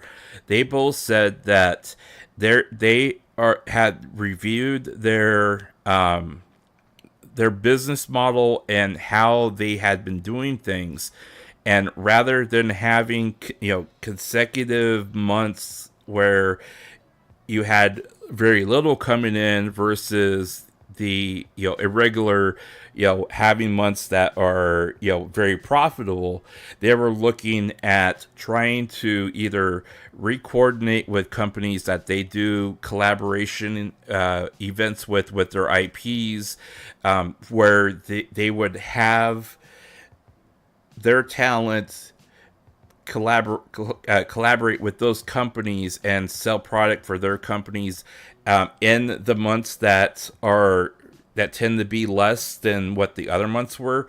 That way they can balance out the amount of revenue flow that is coming in, because they were able to better position themselves to offer out their IP for companies to use on quarters that are less profitable, because they're either not doing something that quarter, or they're doing something that costs a lot of money, so they have to offset that cost, any number of those things. But the bottom line is that they were trying to reorganize how they do things with the promotional portion of their revenue, and then of course commerce portion of their revenue, so they can offer different merch at different times of the year, as opposed to having it all back stacked or front stacked, that kind of thing. So and the other thing was that it's the reason why revenue for Any Color is only at 6% is because Any Color has figured out that it costs the company way more money to put on huge events like Hololive puts on their festival, versus if they were to do much smaller events. And honestly, that them not being able or not doing conventions in the United States only helps them out, because they don't have to pay for that. Even if they're only showing up virtually, they still have to pay certain fees to be, a booth or a presence at that convention. So, like, people who are like, oh, they got kicked out of this event, they're no longer doing this con or whatever. You're only saving Any Color money and a headache. So, I mean, it's not like it's a win, especially if it's over in the United States, where 16-18% of their profit comes from anyways. So and the other ironic thing that I constantly see people talk about is like, well, you have all these Niji sisters, blah blah blah blah blah blah and everything, but this gender dynamic is huge compared to what cover court is, where it's kind of swung the other way around for cover court. And I think Any Color is perfectly fine with this, that they're happy that they don't have to why did I suddenly have, there we go, where was I? Oh yeah, they don't, I mean, they have this age and gender thing completely flipped. So I mean, any color basically has a lot of room to be able to grow into an audience in Japan, which is their focal point, by the way, and that is the exact reason why Hex is leaving Any Color, is because he knows that with all the stuff that has happened with Any Color or with Niji that they're not going to focus on the EN branch in a way that is going to be productive for his career. So why work for this company when, number one, the fans are hostile. Number two, you have people out there that are constantly slandering the company. Number three, you have people out there that are constantly calling you a bully and that you're part of a clique that is, that's keeping people down. Why go through all of that when the company you're working for is basically putting you guys on kind of a standby because they're waiting for you guys to get your and when I say you guys, I mean Niji to get their act together so they can have competent management and be able to actually put together a product that you can sell to the English audience.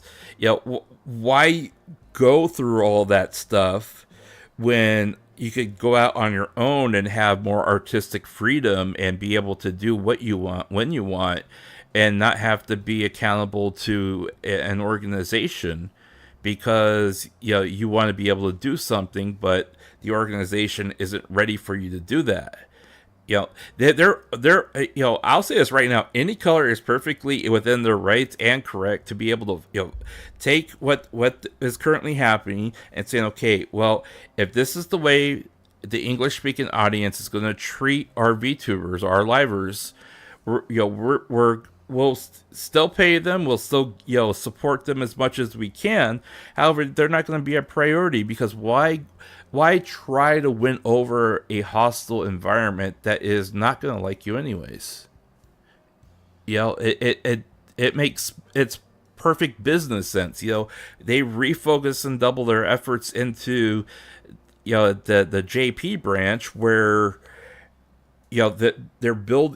they've spent millions on several million building them a new facility that's going to be completed within the next year. That is complete with sound booths, with recording booths, and all these other things that they have over at Cover Core. They're going to have at Any Color as well. So they're not going to do big festival things like what they had been doing because they realize that it costs them too much money, where they could do smaller type of events and still be able to reach out into the community. That's what their focus is on. And, this isn't a good representation of it per se, but if you look at the amount of revenue brought in from concerts and event revenue, it's not as much as what it could be. And part of the reason is because of the cost that's involved in it. Now, you look at the revenue that's brought in from their festival. I think they got their festival pretty much nailed down, pat on what they can do to minimize the amount of cost versus the amount of costs it is to run said event. So I do think that they that is something that they will continue to do and that they will likely continue to profit from it, especially with the amount of buzz that they create with it. But when you're looking at the dynamic of, okay, well, how does that affect the other 9 months out of the year? You can't really count on it with any amount of certainty that you're going to be able to bring in a revenue from it, or even a positive revenue from it, because it fluctuates just as much as live streaming does.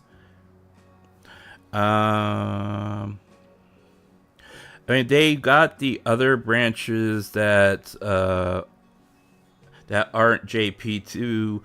Yeah. Didn't they fold them all together though? I thought they folded they folded some of the Canadian, not Canadian, some of the Korean people that they still had into with their JP branch or something like that. I thought that they folded them all into more or less, you know, Niji Sunji Asia and then Niji Sunji EN, that kind of thing.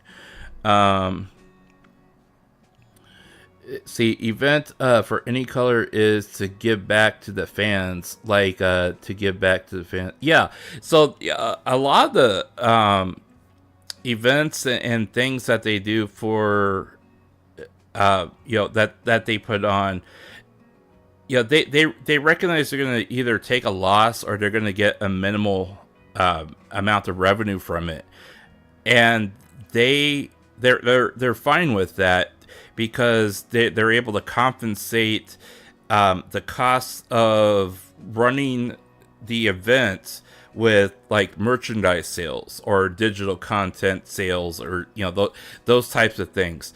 So they're perfectly fine and happy to be able to run small and medium-sized events where they can maximize the amount of revenue coming in, not necessarily from the event, but maybe by the sale of t-shirts and other forms of merchandise, etc., etc. So whereas Cover Core always feels like they have to have kind of a bombastic type of they have to make a splash every time that they put something on, and it feels like they feel like it's an obligation to do it for us to make a big splash, and it has to be, and I get the hook. The hook is always, there has to be a hook in it where it feels different than the concert they put on before, so on and so forth. And so I get that. And however, the sense I get from Cover Core, it seems like they do the concert to, especially like the festival, to number one, showcase and show off where they're at as a company, and number two, they're trying to show themselves as a brand with some kind of staying power and with creative talent that is able to do things differently than what other people in the entertainment industry do. It doesn't necessarily feel like that they're doing it for the fans anymore, because let's just come out and admit it. Hall Live has completely monetized itself, where the only thing that you really get for free anymore is when they are live. There really isn't a feeling of anything else that that they are doing for their fans other than the live stream, which is free, on YouTube, and almost everything else is completely monetized now. And I get it, you have to be able to pay them, you have to be able to pay the bills and everything else like that, and I get all that, right? But if they monetized their own talent to the point that they are right now, shouldn't they be bringing in more than 620 million yen after everything is all said and done? I mean, to me, it doesn't make any sense. It doesn't, right? And we would have to, we can kind of go back and look at the numbers again here with, the historical trends of revenue, right? I mean, you go from 10 to 6. Okay, I get it. It's a weaker quarter. Everything has already been said and done. Maybe people are taking vacations, whatever. You look at Q1 of last year, and yeah, that was also a weaker quarter for Q1. And then if you look at 2023, yeah, that was the weakest quarter for them there too. And then you start getting into almost the exact same numbers here the year before that, and then here is when they just started. So yeah, of course that's going to look like that, right? But then when you start looking at it from the perspective of, if you know that every single year that your Q1 is going to be weak, what are you doing exactly to shore up the weakness so you give your own company and investors a more stable revenue flow that shows that you are learning from weak reports, weak earnings of the past within that quarter, so you can make that quarter more attractive or more profitable for the company itself in future years to come. And honestly, Any Color answered that, right? They said this is what we're going to do because we realize that our earnings are kind of lopsided here, right? Now, whether or not that translates to them actually succeeding, we'll find out next month.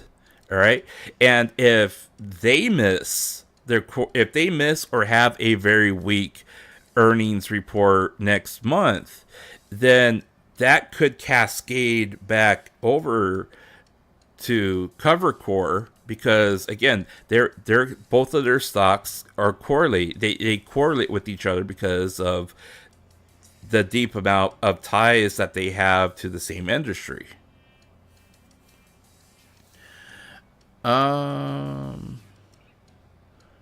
Yeah, I thought they put them all together too.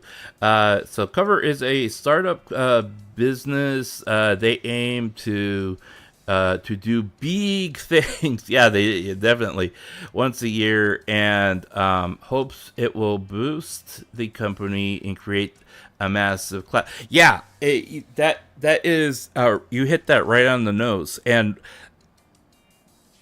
let me say it like this. When CoverCore, after CoverCore does their whole concert here, back in March, they do their festival, their big splash, more or less.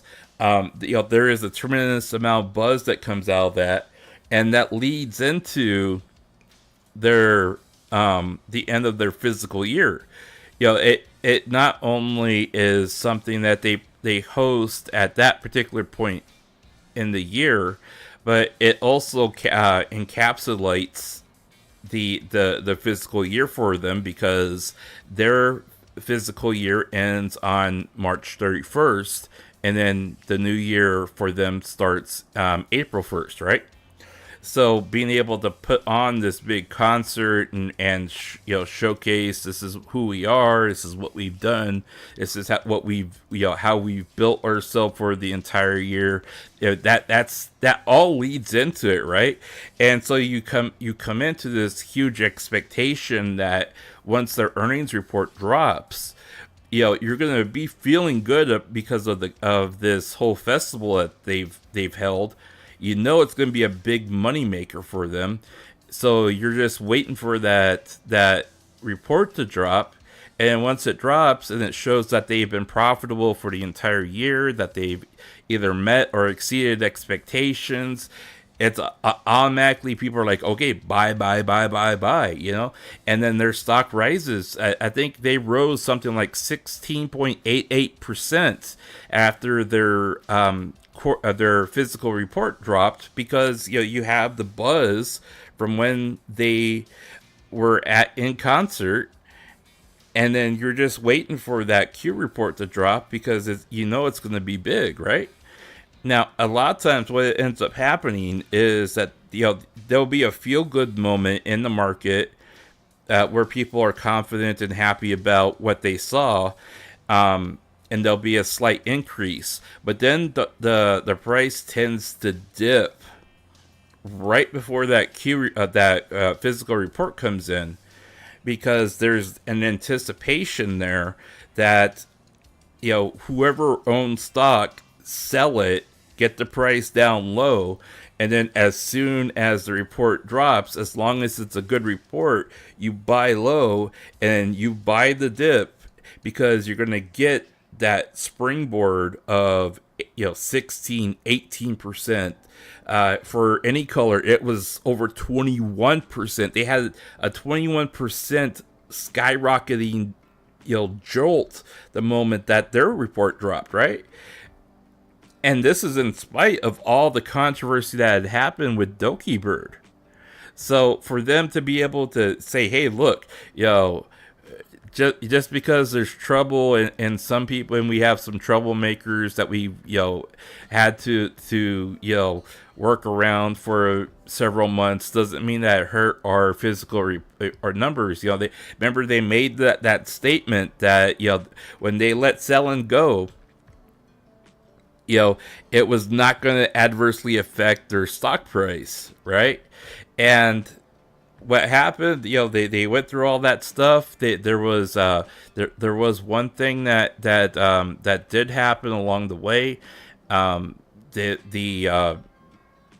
Bank of Japan rose interest rates, which made their stock go down and not up.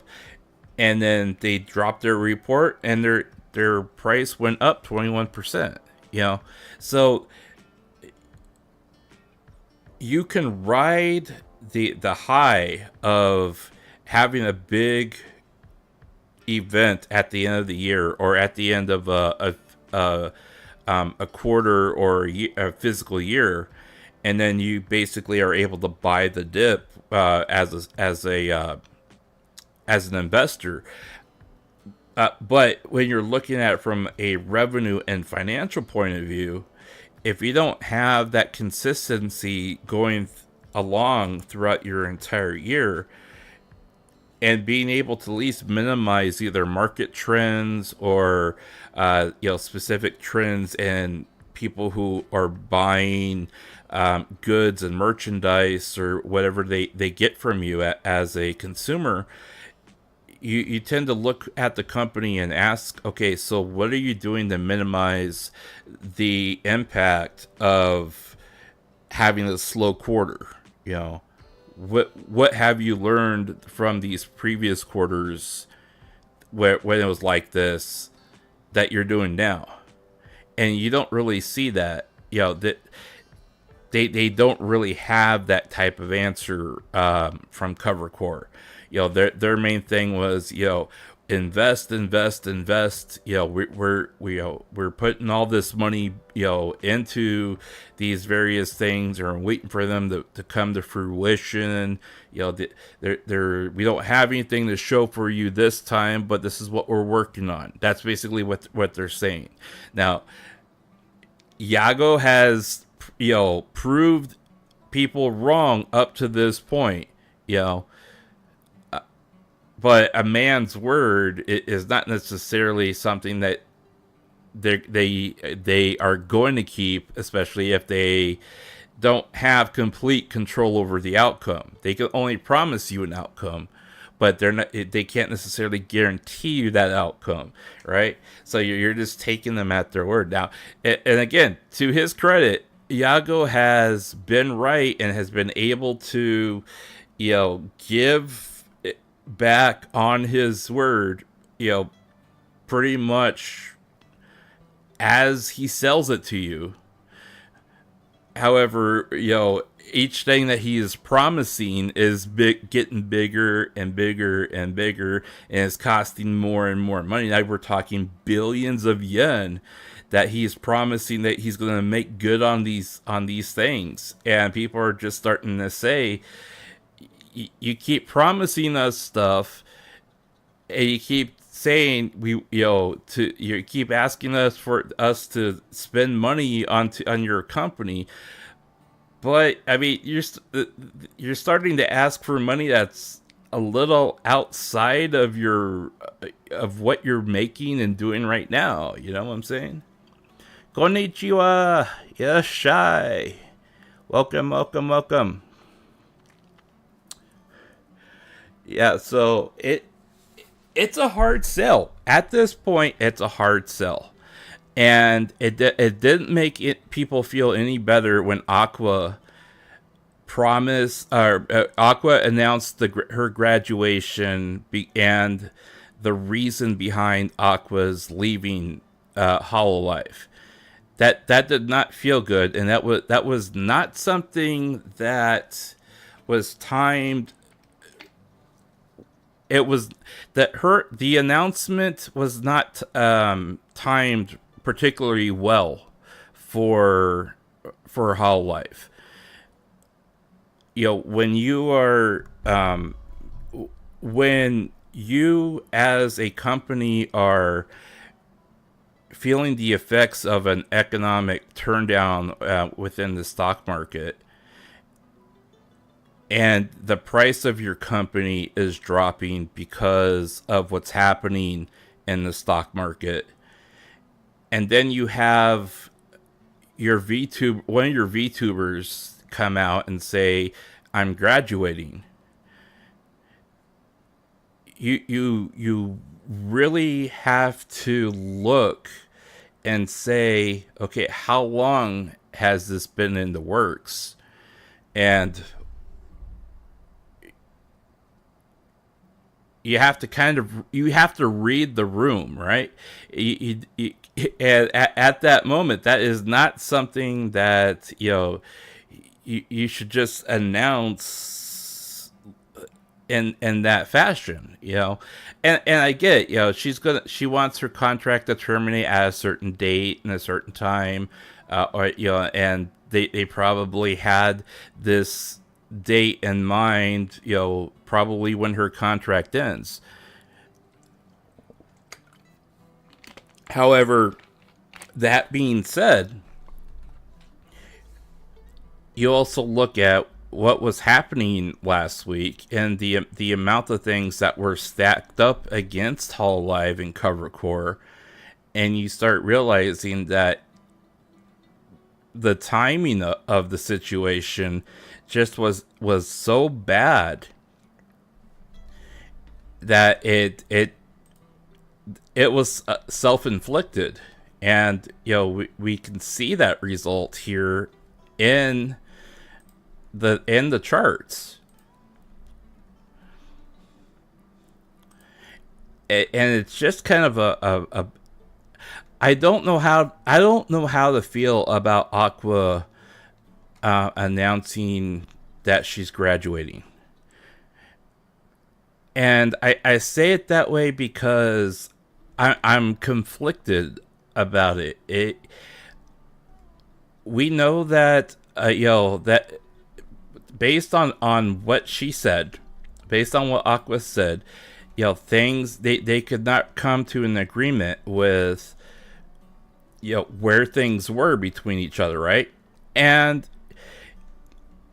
I can respect that. However, it makes me wonder what exactly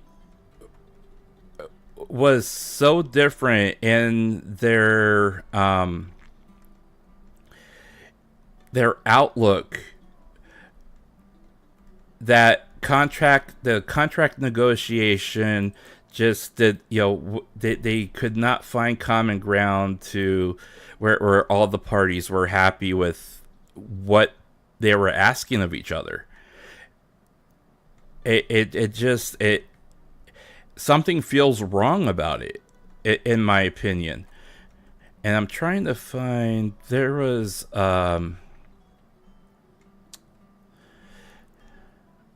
where, let's see.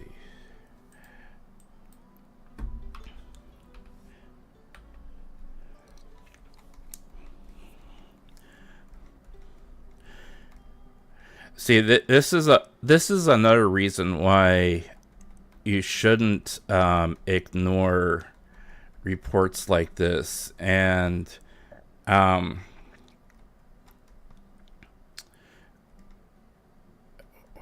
is it?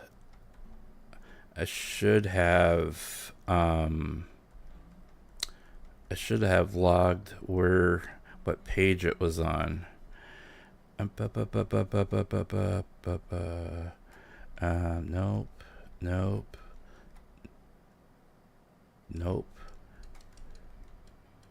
Nope.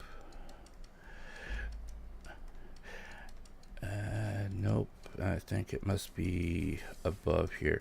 So what I'm looking for in this report, I was reviewing it before the stream went live here, and the reason why I say you shouldn't ignore reports like this, especially if you are talking about things that are involved with companies on this level. The report here basically gives a fundamental outline of how they go about crafting the contracts of the talent. And I'm trying to find what page it was on. Now, it doesn't give like a detailed, this is how much they make base pay, etc., etc., etc., like that.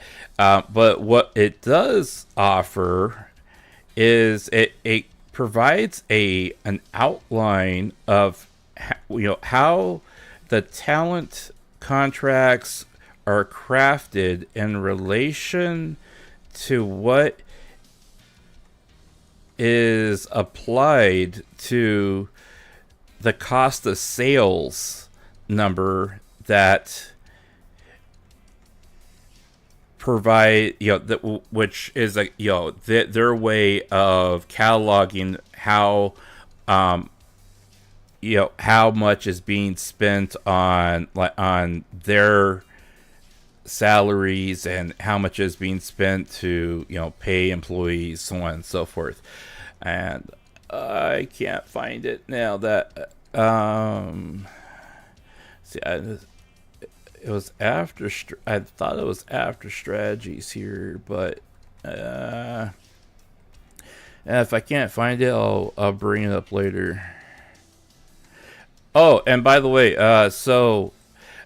for Cover Corp, there for the number of employees that they have, which is 537 full time, and then they have 104 quote unquote temp employees. They only last about 2 years working for the company before they move on. So the turnover rate, and this turnover rate also includes their talent. There is no separate category for their talent. So including talent, but of course, most if not all their talent have stayed around for much longer than 2 years. But out of 537, the average length of service is 2.1 years with the company. And if you convert the amount of this is yen, and if you convert that to English, or not English but US dollars, it comes out to what was it I said, something like about like 32,000 a year, somewhere around there. So that's how much that they pay. And so Cover Corp and Any Color both also give what they refer to as transportation allowances, that since they take like public transportation, that kind of thing, and they have to pay to get on and off the subways or those types of things. They both of them do pay for transportation for their employees. And something interesting I had read on one of the job review sites for former employees of Any Color was Any Color does also pay them as an allowance for living expenses to cover their cost of rent, which I thought was very interesting. I've yet to see if there's anything within Cover Corporation. I have not seen any other former employees state that for them. It doesn't mean that they don't do it, because I know that they offer a lot of various perks for working with the company. So here we go. So here on page 30 of the securities report here, material agreements in management. Now this is this is not like exactly word for word what is seen or on or constitutes the equivalency of an agreement with the talent, right? However, this is a generalized outline of what Cover Corporation, how and what they do when crafting an agreement between themselves and one of their VTubers. Now, according to this, the generalized thing here, the sign date, for the varies per creator. Of course, that depends on when they're hired. Agreement title, the VTuber basic agreement.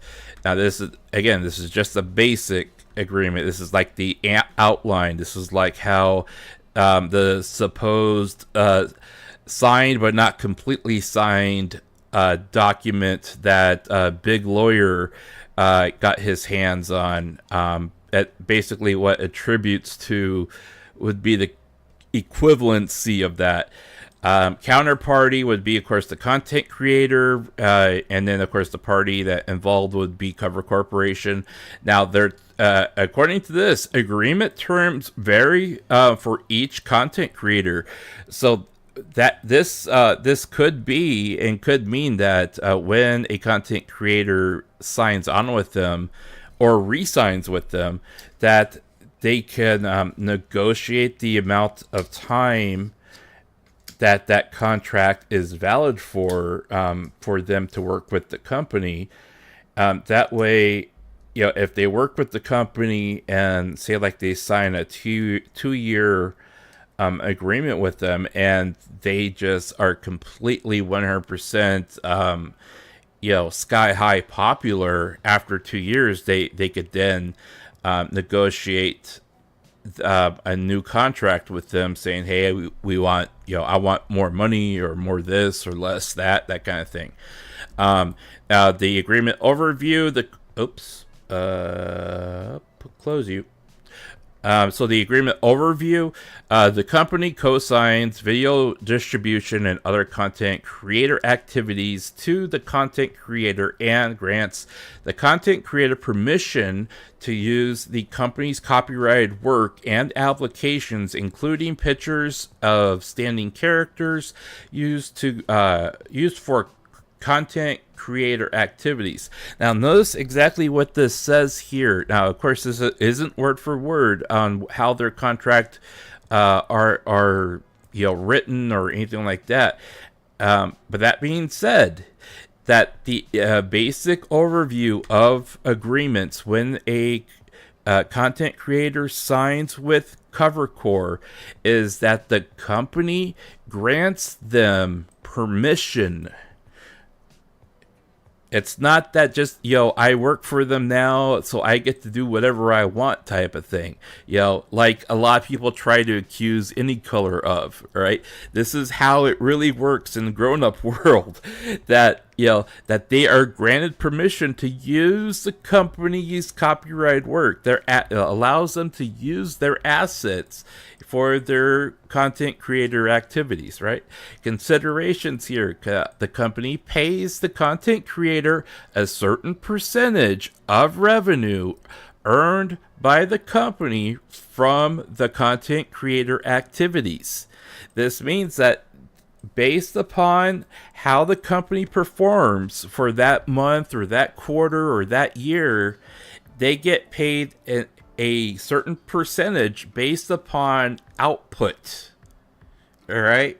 This does not mean that they are guaranteed to make $45,000 a year or $50,000 a year, or that they're gonna get $100,000 off of those super chats or whatever. They are paid a percentage of revenue earned by the company as a whole from the content creators' activities, which is big. It's extremely huge. You listen to what some people out there try to accuse companies of, especially other companies other than CoverCore, and they're like, well, they're stealing all their money and etc. It's part of their agreement when they sign their contract that a certain percentage gets paid to them based upon the revenue brought in from the company, which is a performance-based metric that they have to hit in order to be able to earn X amount of money. All right, and then of course you have to sign a Live 2D usage agreement since they're using Live 2D. YouTube, you have to sign a content lease license agreement with YouTube. Now, if you look at any color's balance sheet, when you see that little caption there where they say this includes the amount of money reimbursed to them for this and that and so on and so forth, this is what it means, that there is a content license agreement that you have to sign with YouTube. And then there are also fees involved with this as well, and also that you have the fees where they automatically take like 20% of your super chat or whatever it is, So it's important for people to realize that even within like security reports here, you can see and have a glimpse into how these contracts are structured and worded, and more importantly, that there are specific conditions that have to be met in order for X amount of dollars to go from the company revenue to said VTuber, in compensation for them being with the company. And a lot of that has to do with not just them bringing in a certain amount of money in super chats or selling a certain amount of merch.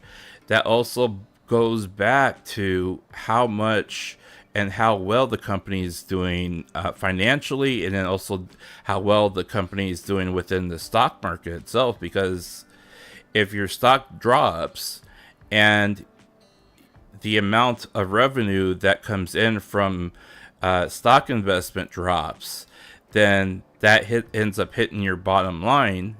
And if your bottom line is already thin to begin with, like Q1 was for CoverCore, that basically equates to them earning less money for that particular calendar quarter, which is what we see within the charts that are presented to us in front of us here for each specific quarter here. So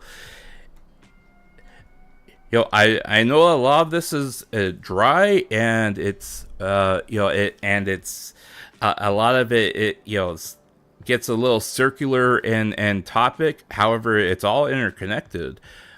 We never see the exact profit sharing agreement on both companies, yet people outside can exactly give statements on speculation. Yes, that is exactly how it ends up.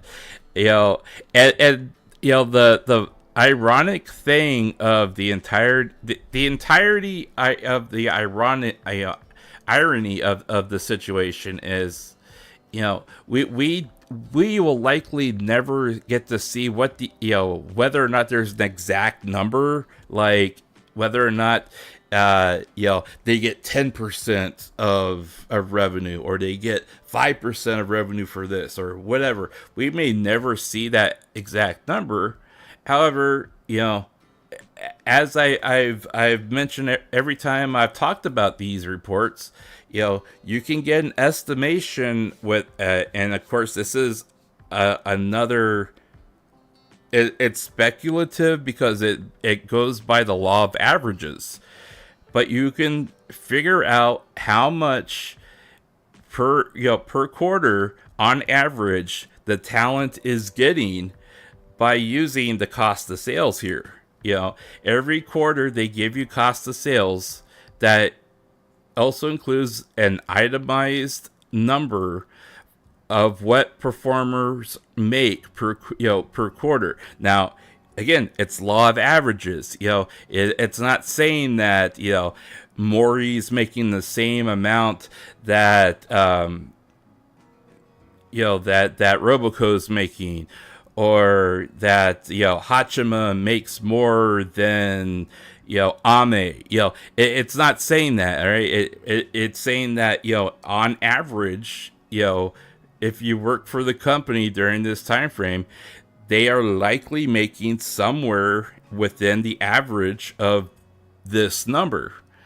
And you can do that by simply taking the amount that is reported on their cost of sales for the performer, and then you divide it by the amount of current VTubers on the roster, and then that's how much, on average, per VTuber they made, for that particular quarter.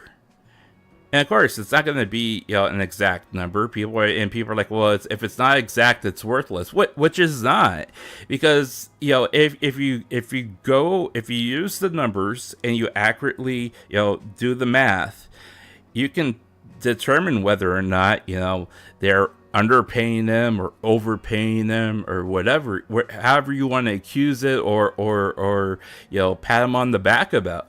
You can at least find out on average what the expectation should be for a VTuber to work for that company, and have an approximate number as opposed to pure speculation, which a lot of people end up doing, and a lot of people end up buying it because they're the ones that talk the loudest, or the ones that instigate the loudest, that kind of thing.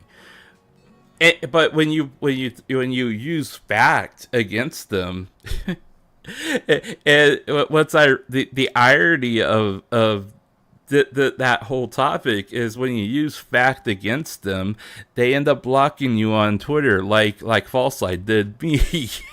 It's like, I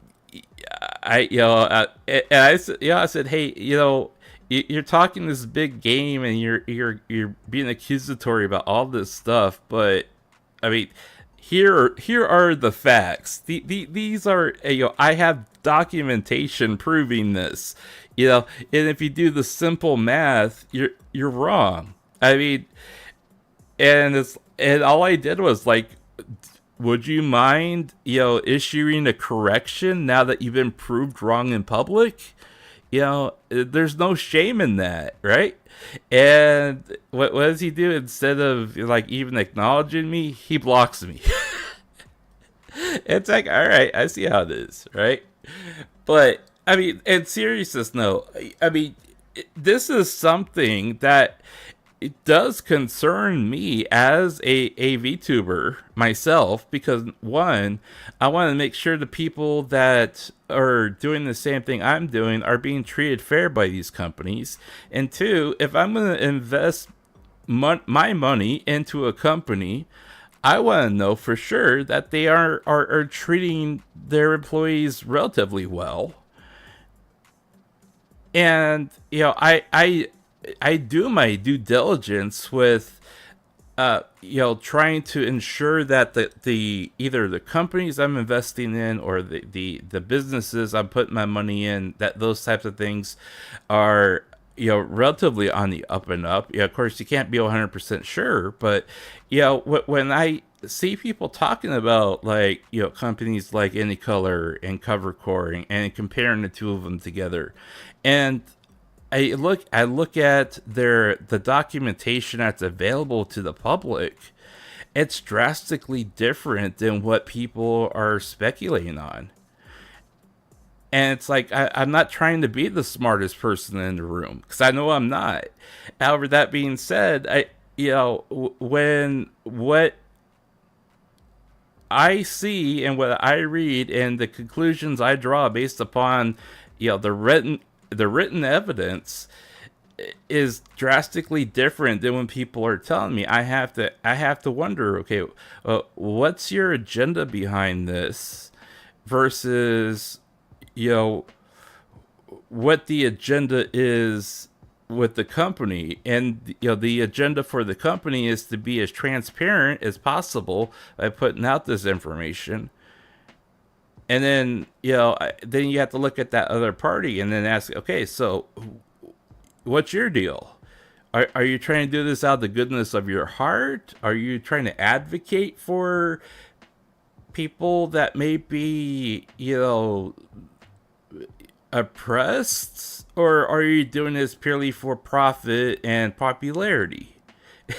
And more times often than not, it's the third one. And it's like, look, you have people out there talking this stuff up about these two companies, and what they're saying and what the companies are actually saying that they're doing are completely different.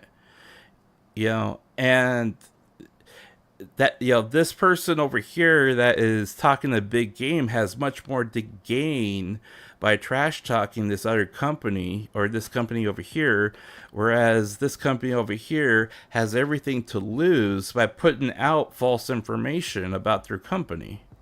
You know what I'm saying? So for me, that to because I try to stay as impartial and objective as possible, unless they specifically target me or disrespect me, or in many cases throw shade my way without mentioning my name specifically. And then I take it personally. But I try not to take things personally, and I try to be as objective as and impartial as possible when I'm looking, especially at talent agencies. Because there's a lot that does happen in talent agencies, and then there's a lot that happens in talent agencies that we never hear about. So I when somebody tries to talk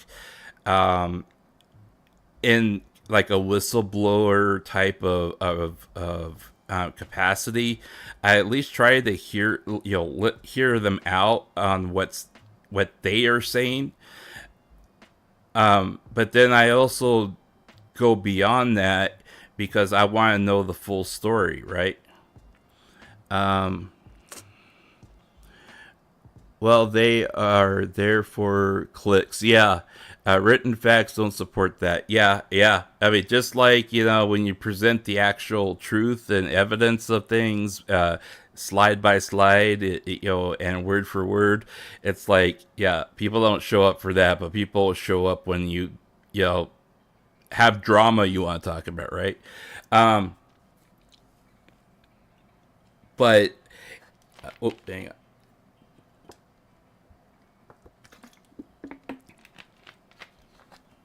But I do honestly, I do try to hear people out, and then I do voice my opinion.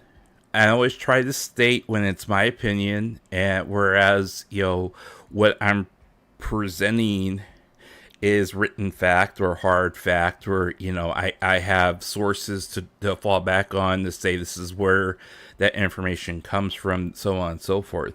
But I do try to be as impartial as possible when I'm talking about things, because I believe that people that come and listen to me or talk to me or want to discuss these things with me or even among themselves, have a right to see and hear the what the facts are, what is being presented as evidence, or has any kind of relation to the topic that I want to talk about, and they have a right to actually see and read it for themselves, or at least have that information on hand for them to say, here, if you want to read it yourself, go read it yourself, that kind of thing, right? But then I will also, voice my opinion while still trying to be as open as possible for people to voice their own opinion. Because there have, in the 3 years that I've been a VTuber now, I mean, there have been times where people have come into my chat, they've heard what I've had to say, and even with the evidence I am presenting in front of them, they have said, Marko, just stop, all right? Marko, you need to reread what you're talking about and then listen to yourself. And I've had people tell me, Marko, you are going down a very dark and a very twisted path that doesn't lead to the truth and isn't helping anybody, because you're allowing your own bias to cloud what you're saying, or what your opinion really is. If you really feel that way, you would not be presenting your argument in this fashion. If this is your goal, this is your, if this is the outcome that you're fighting for, how you're going about doing it is completely wrong. I've had people walk into my chat and tell me that, right? And I don't block them. I don't shut them down. The only people I've ever shut down in my chat are people that have come in and they have done nothing but argue and hurl insults. Those are the type of people that I block, right? They don't want to have a civil conversation. They don't want to debate the facts, or they don't want to say how and why they feel that way, a certain way that's opposite of what I'm presenting. All they want to do is, they're like, well, you're wrong. Okay, well, tell me why I'm wrong. Oh, because you're stupid. That's why you're wrong. It turns into that. That's basically what it amounts to. And so those people, I kick them, I block them, and I send them on their way. But there have been more than enough people who have come in and they have, heard what I had to say, and they challenge what I have to say, and then present their own argument. And it's harder to present an argument with just text in a limited space in chat. I get that, right? However, I do at least ask them to a point, where why do you feel this way, and can you present to me why you feel this way? And if they have links or things that they want to share that they can't do in the chat window, I'm like, okay, hit up my DM on Twitter. I'll pull up on my account. I'll look to see what whether or not it's something that I feel I can put up on my channel and talk about it. I've had people do that before, because that's the way I run my channel. My channel has always been about trying, everyone is relatively equal here. Everyone's, entitled to their own opinion. Just don't break, YouTube's rules or my chat rules, and everyone will get along fine, right? But I mean, that's again I mean, that's a completely different tangent, right? But yeah, I honestly, it kind of baffles me when I talk about these things and I present it to people, and people absolutely hate it because I'm speaking truth. I'm speaking truths here. I'm presenting hard evidence. I'm not just talking like a pompous, egotistical person that plays the victim card every time he gets dinged for slandering a company. Oh, God forbid me turning into that, right? So, anyways, so that basically covers all the things I had on the agenda for tonight. I was going through my little list here, and of course I stuck to it up to a certain point, and then I strayed from it like I always do, but yeah, that's all right. So that basically sums everything up that I wanted to talk about, though. But I do want to say in closing that I would, it's my opinion, and again, this is opinionated talk here, that based upon what I'm seeing so far, and these are purely indicators based upon stock prices and so on and so forth, that it at least appears like CoverCore's stock price is set to have a bounce upward on Monday. It really depends on whether or not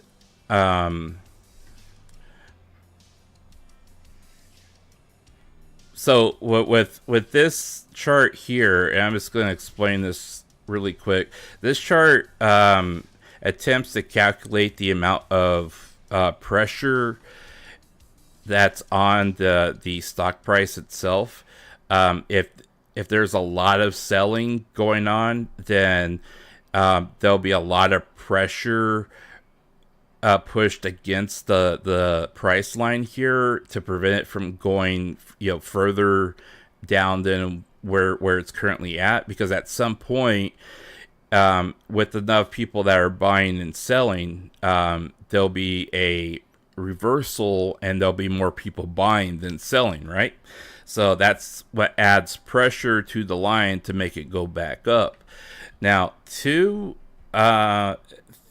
of these indicators here are showing that the pressure downward that's driving the price down is starting to alleviate, and the amount of people buying is starting to overtake the amount of people that are selling. That was at closing on Friday. This bottom one here is an anomaly. I can't. Sorry, I'm starting to stumble over my words, and that's because I'm getting tired. But this bottom indicator here is the exception to the rule of the 4 here, and it's still saying that CoverCore is overbought. Now, this one could be a false indicator because of the pure amount of volume that is happening with the stock price right now. So this one could actually be a false reading on what's going on. So on Monday, assuming that the volume of people buying and selling turns into a reversal, we should see this number this line here start dipping down, and as well as this one here maintaining where it's at. This one here is basically the ease of movement, and that basically checks where how easy it is for the price line to go up and down. Now, typically, ease of movement has a zero line, and we're well underneath that zero line. And so this line will either stay flat and then go up towards that zero line, or it'll stay flat and then bottom out again, showing that it's easier for the price to go down versus go up. Now, this one here is typically supposed to be the easiest to read, because above 80 means that the stock's overbought, and then below 20 is supposed to indicate that it's undersold or oversold. It's undervalued.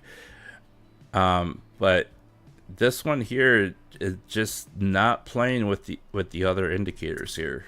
So basically, all we can do is hope that the price goes back up at this point, because I mean, a 12-point drop because of your earnings report is not a good way to start the year. So we'll see, though. So at any rate, just kind of looking ahead, tomorrow or early next week, as long as my computer doesn't start acting up again, I do want to finish the game that I was playing. We supposedly only have a few hours left in that game, so I do want to wrap that up. There's other stuff I do want to play on my channel, and actually get back to playing games again instead of always talking serious topics on my channel, which, I don't mind either, but it'd be nice to get back to gaming once in a while as well. I am also working on a video regarding Hollow Earth, which is probably about 30 to 50% done. I've done most of the recording of content in game. It's just a matter of putting dialogue with the game.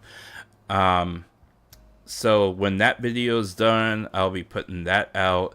I'm also working on 2 other videos along with that. One of them is in concept stage. The other one is a deep dive covering some of the stuff that we've talked about tonight, as well as some other things regarding cover core stock.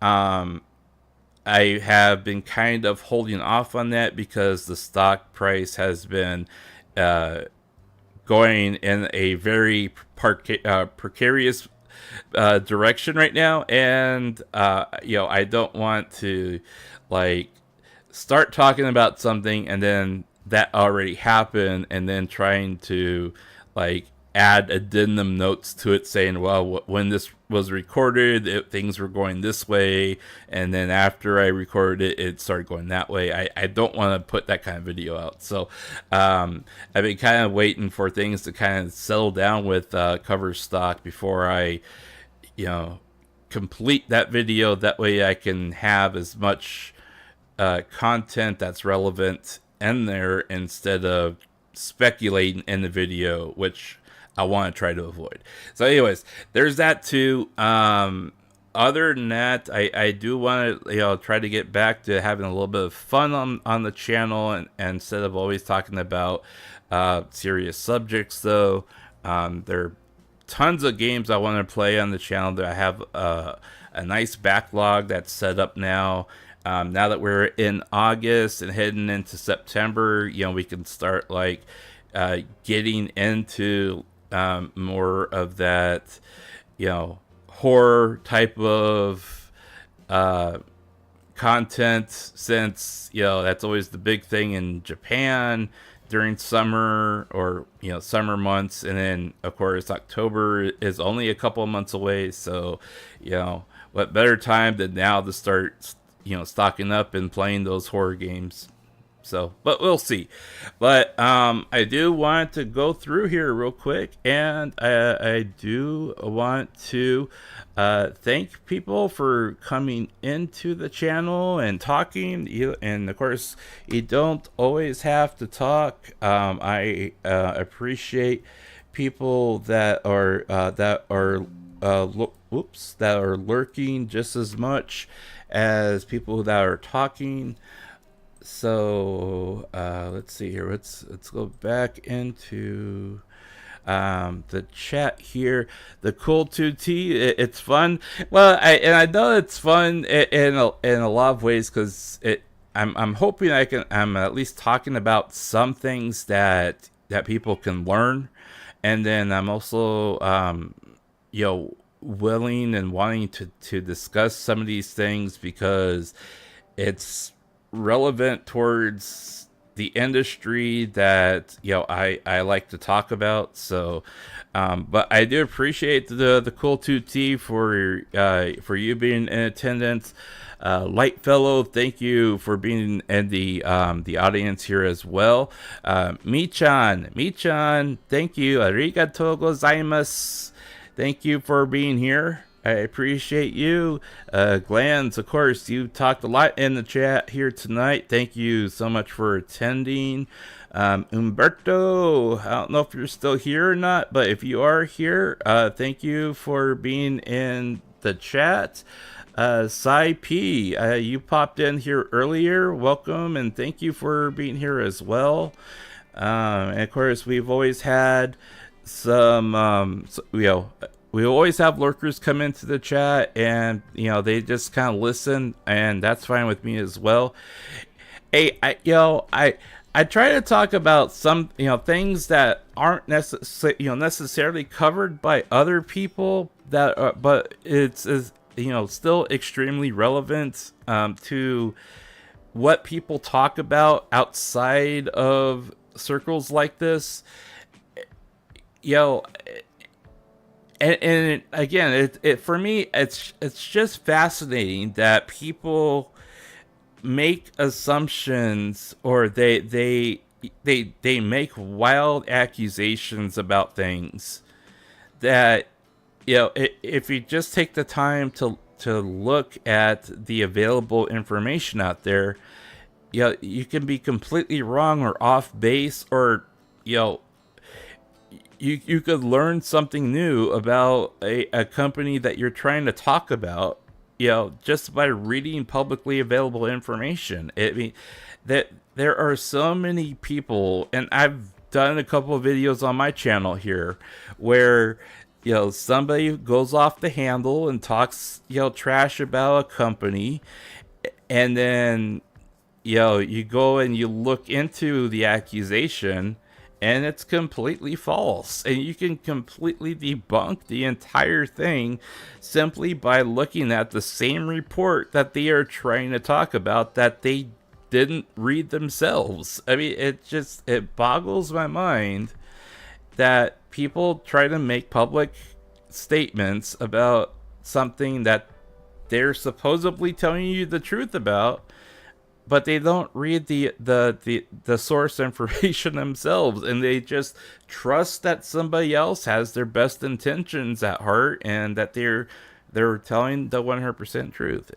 It boggles my mind. I don't get it, but I mean, again, I guess it does have to do with people just chasing clout. I mean, I don't chase clout. I've been a VTuber for 3 years now. I still haven't cracked 750 people. I've been close, but I still haven't cracked 750 subscribers yet. But I don't chase the clout. I chase the truth. That's what I do. That's what I am. That's who I want to be. It is what it is. So, but yes, thank you guys so much for being in attendance today. I know people come and check the VOD. If you've made it this far and you have been watching the VOD, thank you so much for watching the VOD. That does help, and it's appreciated as well. And again, I'm not monetized. I pay my own bills. I don't, I pay for myself being a streamer. I don't ask for anything in return. But if you do watch the VODs, and you do like to lurk, I appreciate that as well. Maybe one day, 5 years from now, I'll finally get monetized. Hell no, but that's not my goal. My goal is to have fun and tell the truth. That's who I am. So anyways, guys, have a great morning, afternoon, or evening, whatever the case may be for you. We'll catch you on the flip side here. And again, hopefully the next time we talk, we'll maybe have a little bit of fun and finish up the game that I was playing, and then go from there. So thank you so much, guys. It was a great talk. Thank you for being, if you participated in chat tonight, I appreciate you. and you're always welcome here. You know, again, as long as we don't start throwing insults at each other, it's perfectly fine. All right, so I appreciate it. So all right, guys, have a great morning, afternoon, or evening, whatever the case may be for you. This is Marko Yamashita signing off. Peace.